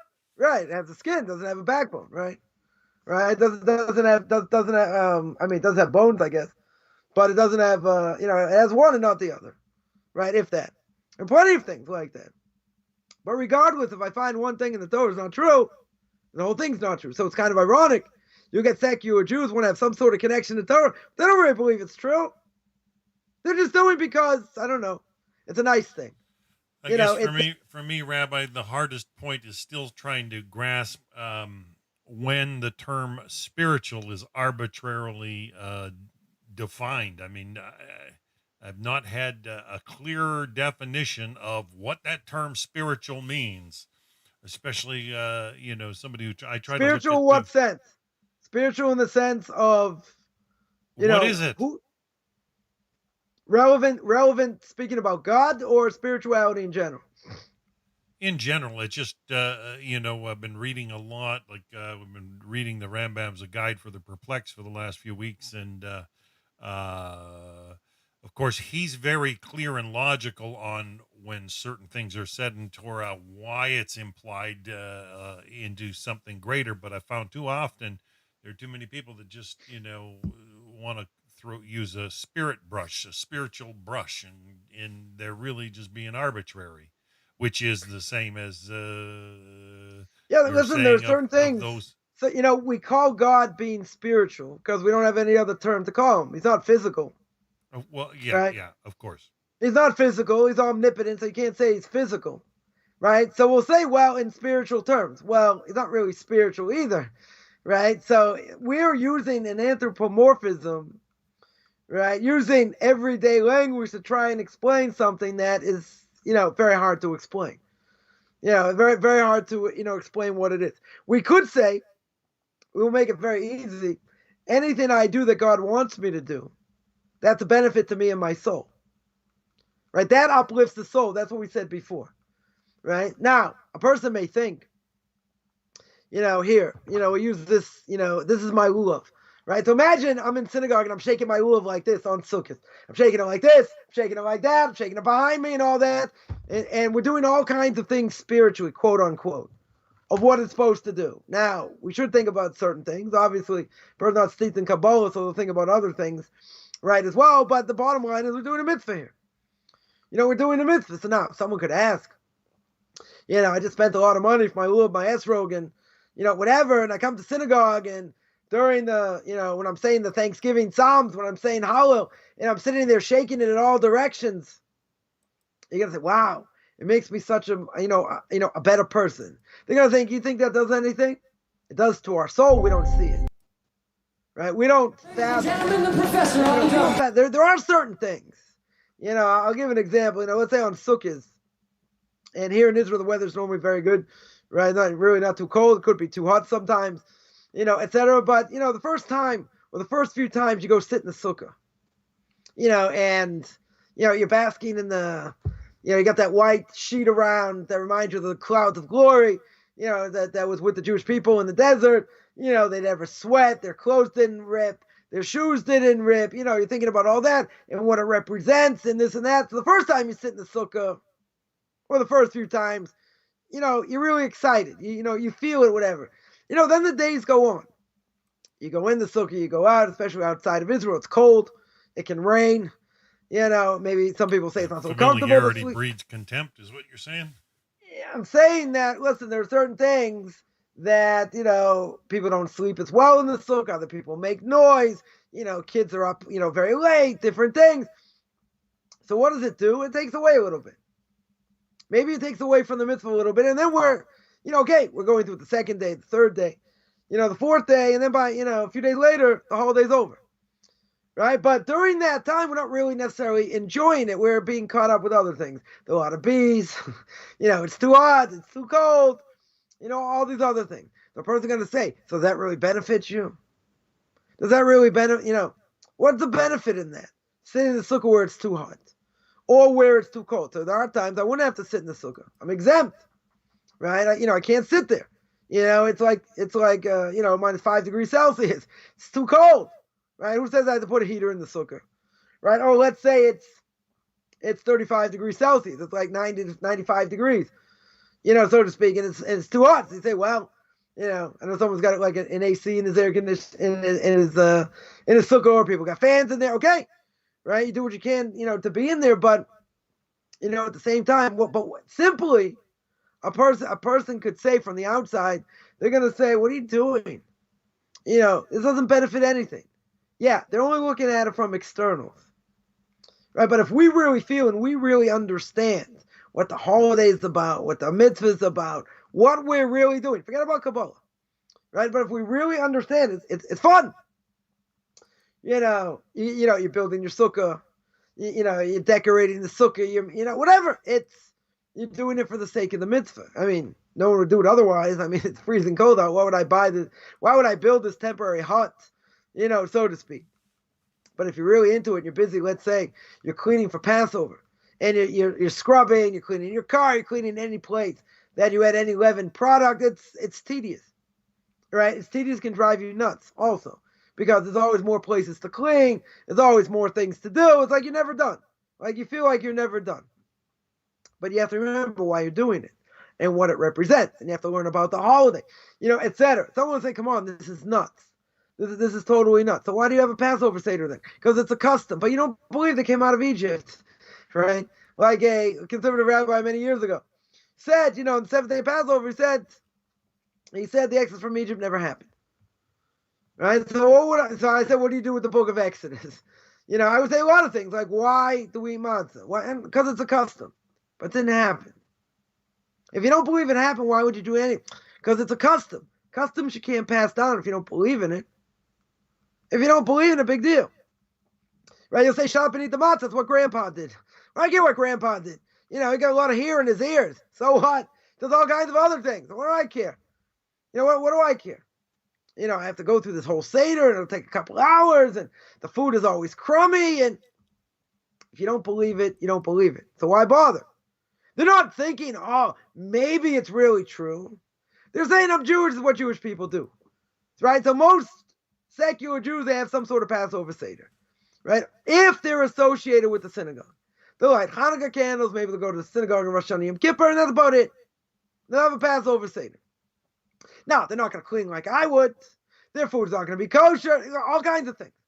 But they'll do it. Why? Tradition. Right? Go watch Fiddler on the Roof. Don't. It's a bad movie. Right? It's a bad play. All about assimilation. But that's what secular Jews relate to. So I would say, if you don't believe it, so why bother doing anything? They're like, why would you say that? Because part of me would say that if you don't believe it, and you're going to make some sort of bogus thing, then your kids are not going to get anything out of it. They're not going to get anything out of it. So part of me would say, don't even bother. Because they're going to hate you for it later. They had to go to Hebrew school. They had to learn for their bar mitzvah or bat mitzvah. The waste of time. The waste of time. Right? More bar than mitzvah. Ha ha. Right? So it's a waste of time. That's where the Jewish education ends. So if that's the case, why bother? No, what are you talking about? We're Jewish. But most of these Jews have nothing to do with Judaism afterwards. It's only an excuse to give their kids something because they feel guilty. Because, essentially they're Jews. But the other side of me would say that since you really don't believe in it, so then don't do anything. Don't bother doing anything because whatever you're going to do is a travesty of a mockery of Hashem. That's what it is. Right? Someone once asked me when I was becoming religious. They said, "You really believe in this?" I said, "If I didn't, you think I would have ticked off so many people? So many family members and other things? Why would I bother?" Right? So they were there for social reasons, could be for other reasons, whatever it was. But today, you got synagogues, around the world shutting down. Conservative synagogues, Reform synagogues are shutting down. Why are they shutting down? Because they can't pass it down to the next generation. Now, someone would tell me, no, that's not the reason. Our synagogue, you know why the most people don't come? You know why they don't come? Because to belong there is very expensive. It costs a lot to belong. You have to pay dues. So a lot of people can't afford dues, so they leave. Yeah, that might be an external reason, technically speaking. But you know what the real reason is? Because they don't buy it. They don't believe in it. So why would they do it, even if they had the money? Not just about money. That might be an issue. It's not the issue. The issue is you can't pass it down. Bottom line. Right? So again, what did we say before? We said some people say so. It was a good try. So what if you can't pass it down? Doesn't matter. If you don't believe it, I would say, fine. Be intellectually honest. You say you're an atheist. You say it doesn't make sense. I'm not going to keep it. Why bother? On the other hand, maybe what a person does, maybe what they end up doing will eventually bring them closer to God. Maybe. So you never say it's all or nothing. Right? You never say that. Why? Because you don't know. You don't know a person can have a certain type of experience, other things. You don't know. Maybe they'll get sparks somehow. Right? They'll have a spark inside them that, make them look into other things. Me, I would say, most people not going to happen. Not going to happen. They'll go through the motions. They'll have this Passover Seder, rub-a-dub-dub, let's eat. They'll go through the Passover Seder, they'll go through the Haggadah very quickly, and then they'll eat. That's it. Does it have any more meaning? No. But you say, well, that's what we do. For most people, it's not going to do anything. They come, they don't come, this, that. It doesn't mean anything. Right? So in the bigger scheme of things, why bother? Mm-hmm. So some people say, come on. This is what we do. But the bottom line is it doesn't work. It doesn't work. So tell me you don't believe it, don't do it. But older people, more traditional, by Jews. Younger people, they don't have anything to do with Judaism. There was somebody got married, and a Jew married a Jew, thank God, at least two Jews. The person said, I don't want God mentioned. I don't want God mentioned at the ceremony. Anyway, they spoke to a rabbi and they agreed, okay, they'll have God mentioned. They don't want God mentioned at the ceremony. What does that tell you? They won't have any connection to anything. They want to do what they want to do. That's what we said before. If we say over here, the more Torah, the more life. If you don't have Torah, you don't have life. If you don't have Torah, then what do? You do whatever your mind tells you to do. Whatever your heart tells you to do. It's only based on desire. That's what it is. And, we go through a roller coaster in life. We have ups, we have downs, maybe more downs than ups. It's a roller coaster. That's what life is. So therefore, what does the person say? Let me enjoy life because life's a roller coaster. Total roller coaster. Someone I heard a story. Someone, lived close to 100 or maybe even over 100. Or actually, they're over 100. I think 107 even. And this person smoked their whole life. So what do they want to say? They want to say, see, this is proof smoking doesn't affect the person. Because they lived to 107. Now, obviously, there are statistics of people that have smoked and they got lung cancer and died in their 50s. Or later. Younger, yeah. Or even younger. So this person will say, see, it didn't happen to me. Now, why didn't it happen to them? Why didn't it happen to them? A lot of people it happens to, right? I'm not going to say what the stats are. I don't know what the stats are. But a lot of people it affects in negatively. It's going to cut years off your life. That's what all the doctors will tell you. It's pretty clear, right? But what do? Someone who smoked, 30 years, 40 years, totally ruined their insides, and they live till 95. You're going to say, what's the reason? What's the answer? We don't have a reason. We don't understand. Some people get lung cancer in their early 30s, right? Can certainly happen. Or whatever. I've seen it. I had a close friend who had a lung removed at 44 years of age and then died shortly thereafter. So it's pretty clear that should happen. Now, if someone defies those statistics, they defy it. Maybe it's 1 in 1,000. Maybe it's 1 in 1,000,000. It depends how much they smoked or whatever. But let's say someone smoked for 30, 40 years. Most people are going to die much younger than they should, in general.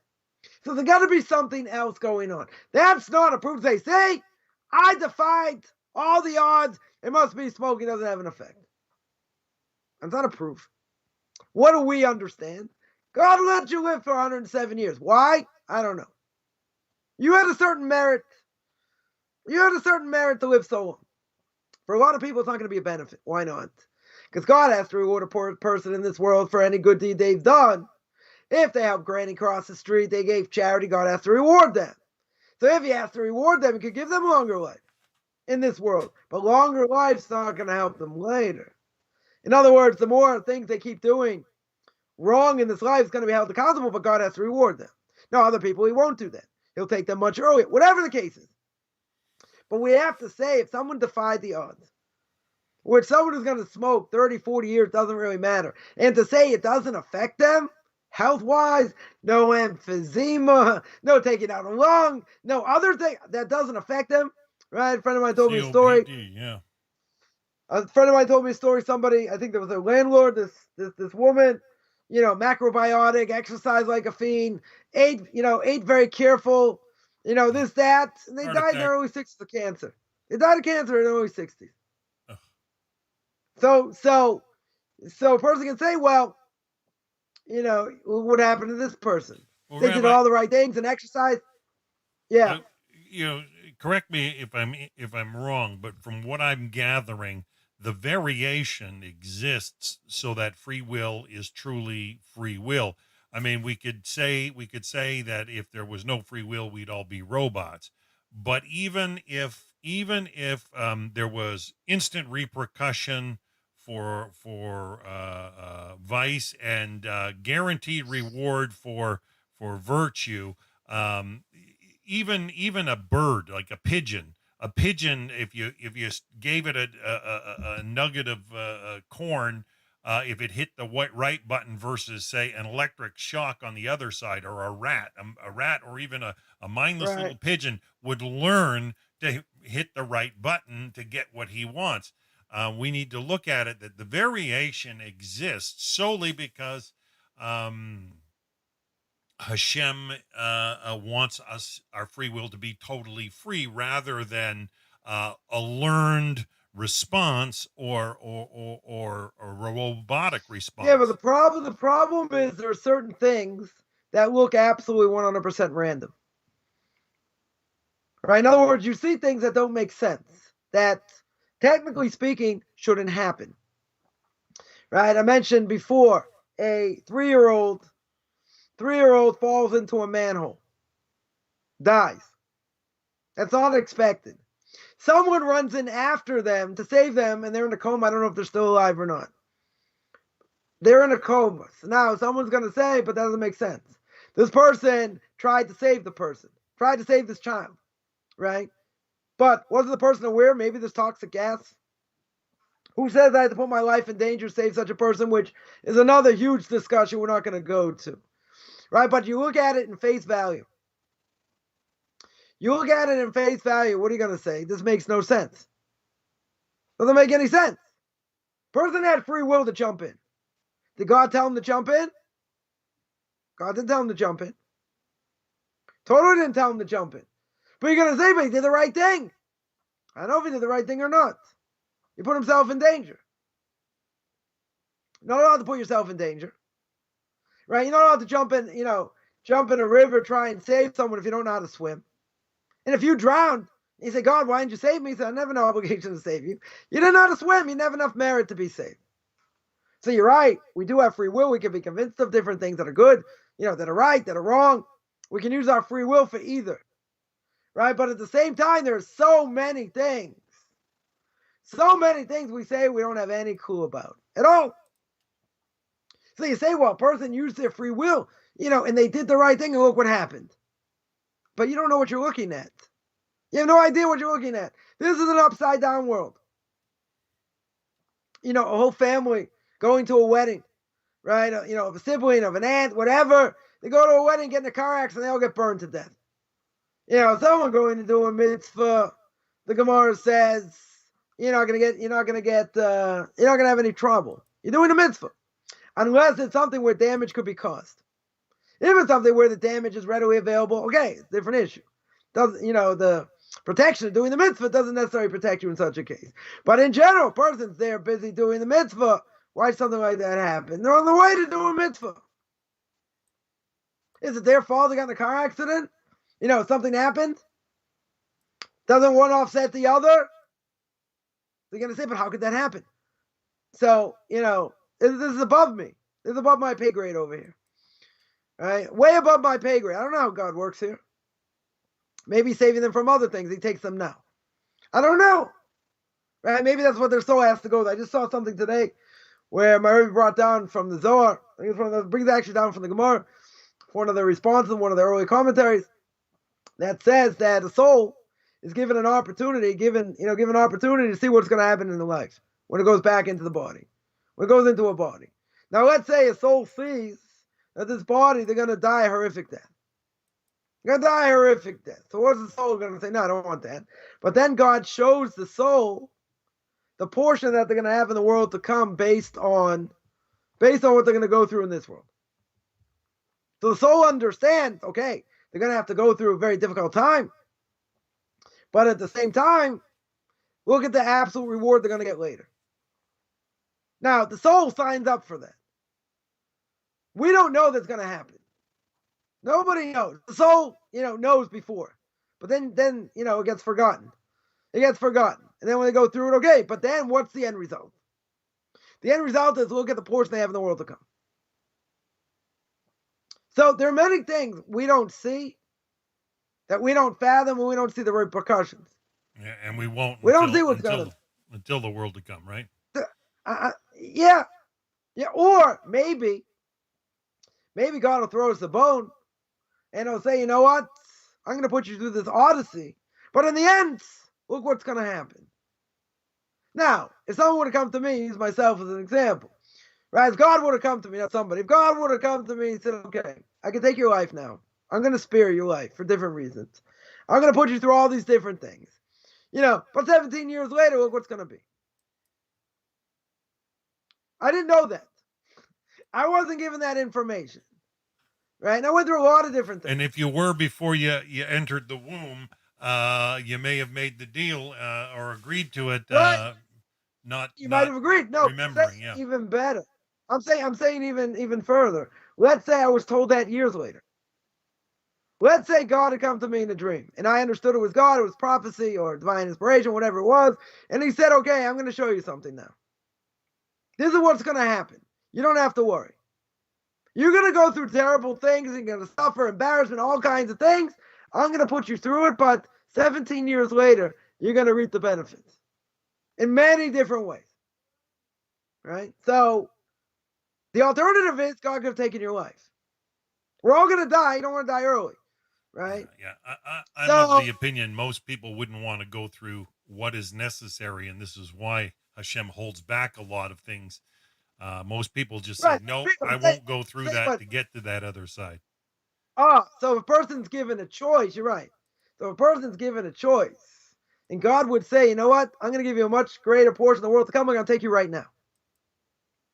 I'm going to take you right now, and I'll let you, go further. Right? But listen, you got kids to marry off, you got other things going on. How many people are willing to sign up for that right now? If they would know ahead of time. Your soul knows ahead of time. You don't know this. But I'm saying, what if you give it an opportunity later?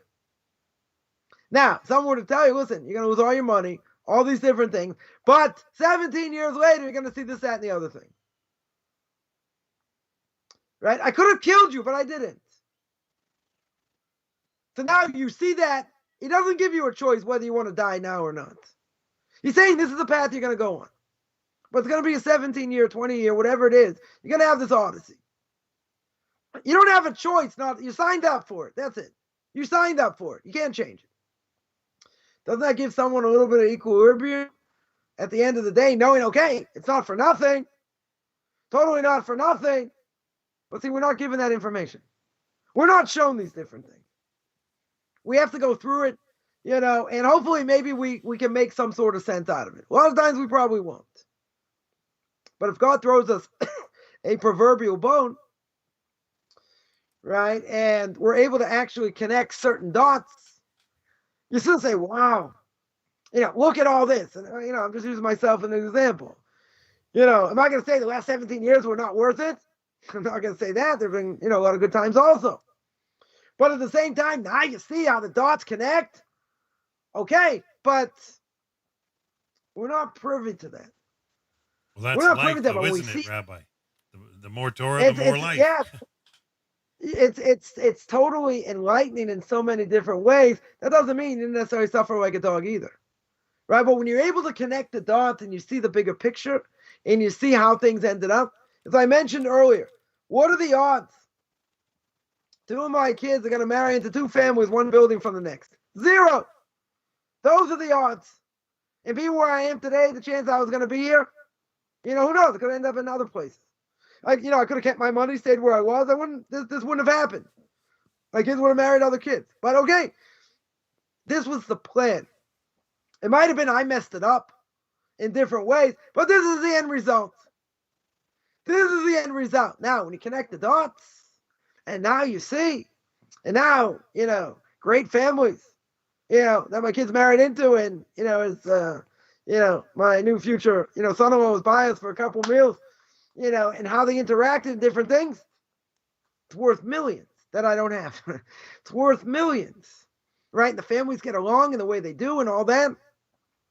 Yeah, would I have wished it brings you lots of joy, Rabbi. Yeah, it's good. No, 100%. But would I have thought?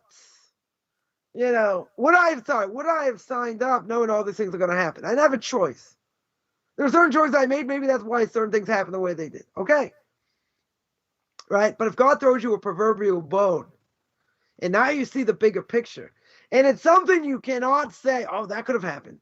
The odds of that, oh, yeah, that could have happened.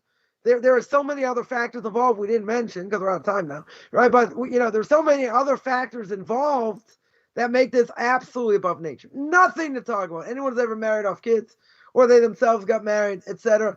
It's above nature in many, many different ways because there are a lot of different moving parts that, that happen that are part of the equation, right? Two people meet, they're coming, not necessarily from the same background. Could be totally different backgrounds, different ways families grow up, all kinds of different things. And somehow they meet each other and they're put together. Now, it could be by mistake, could be all kinds of other things, not the topic for now. Anyway, we're out of time, right? But the point is, when we see about, specifically, in the Orthodox community, marrying off kids, it's pretty remarkable, right? In a lot of different ways. So, I don't know, it's probably a good place. That's life, though, right? More Torah and more life. That's what it is. But again, even though it's more life, we could also be thrown around like ragdolls. We could also suffer in many different ways. People say, well, people think, as mentioned earlier, people think, well, I have everything coming to me. If I do the right thing and I go in the right path, obviously things are going to turn. Things are going to be good. That doesn't mean that. Life is not about what's fair. But even if a person goes through a hard time, whether it's a week, it's a month, I've had people tell me, listen, Rabbi, I'm going through this odyssey for 2 months. So what do? You keep praying. You keep telling God, okay, you're the one in charge. I have to put my best foot forward. It's not going to last forever. Maybe, okay, certain things you may lose. Certain things you may have to give up on. There's a light at the end of the tunnel. There's always a light at the end of the tunnel. It's just harder to see when you're getting beaten down in life. But just because something happens for 2 months doesn't mean forever. It could last months, could last years, could be less. The question is, do we get the message? Do we change? Does it make us better people? Does it make us stronger by going through it? Right? Do we get the message or not? So, food for thought, but there's no question. There's no question that when we say the more Torah, the more life, and again, we're going to clarify this more next week, because it'll be part 12, and that is, it adds to our everyday life by giving us meaning in everything we do. So therefore, it's not random. Nothing's random. And what we see and what we benefit, even if it's hard, I was having time in my life today.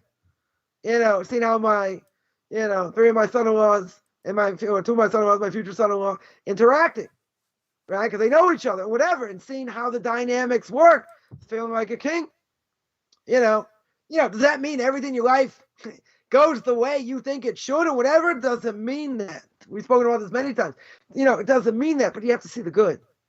Everything's about seeing the good, right? Whatever God does is for the best. We just don't always see it. We just don't all understand it. But you see, when God throws us, and I'll end with this, when God throws us that proverbial bone, and now we're able to see how all these moving parts fit together, and you see one thing led to another, and this and that, you are the richest person in the world. You are absolutely the richest person in the world, because now you see how it works. Now, we're not always privy to that. I've seen it here and there, right? We're not always privy. And it doesn't always look perfect. Doesn't always, you don't always come out smelling like a rose. That's not what's supposed to happen. Question is, when there's adversity and when you're being squeezed, how are we going to react to it? So again, if we had good equilibrium, we understand, emunah and bitachon and having proper faith. So last week I said, okay, you're the one in charge. I know things are going to change. It's just a matter of when. Is it going to be today? Is it going to be tomorrow? Is it going to be the next day? And all 3 things happen in one shot. Now, the odds of that, I wouldn't have bet on that. I would have bet 0. Odds on that, no. Because so many different things could happen. If you tell me it's a few days apart here, a few days apart there, one thing comes in before, okay. Right? But the other things are coming. It's just a matter of time. So God says, what are you worried about? You're worried about this, that, and the other. He controls it all, doesn't he? He controls it all. I wasn't really worried. I had a backup plan. I had a few backup plans. That would have worked either way. Right? But God says, don't worry about it. I'm going to take care of it. So we sit there and worry many times when we don't have to. Right. And God says, what are you worried about? I'm telling you, I'm here. You don't have anything to worry about. Right? And I saw that and I just laughed. On Wednesday, I just left because, one thing came in, and then later in the day, two things came in. I was like, okay. Yeah, was I expecting that? No. I'm just saying, I got thrown a bone over here to realize God's the one in charge. He's the one, he's the one pulling the strings. So you're right. I prayed. I said, you're the one in charge. Yeah. You're the one who can make it either way. I'm doing the best I can. Whatever. You should have mercy. And it was the day before. Rabbi, you're a wonderful example of Meseras Nefesh for sure. I mean, somebody who's devoted to what you're doing, and your shine is an example of that. And I appreciate how much vigor you put into everything you share. You're just, I can see you. So good. That I guess is a good place to stop. So next week, same time, part 12. Part 12. Part 12, the more Torah, the life. That's what we're going to speak about next week. We're going to continue. All right. That sounds good, folks. So you heard it, but I want to encourage everybody. Rabbi's got to pay for a wedding. So if you can support him in any way, shape, or form, you can always go to his website, orthodoxconversion.com, and find a link there where you can help him get to where he needs to.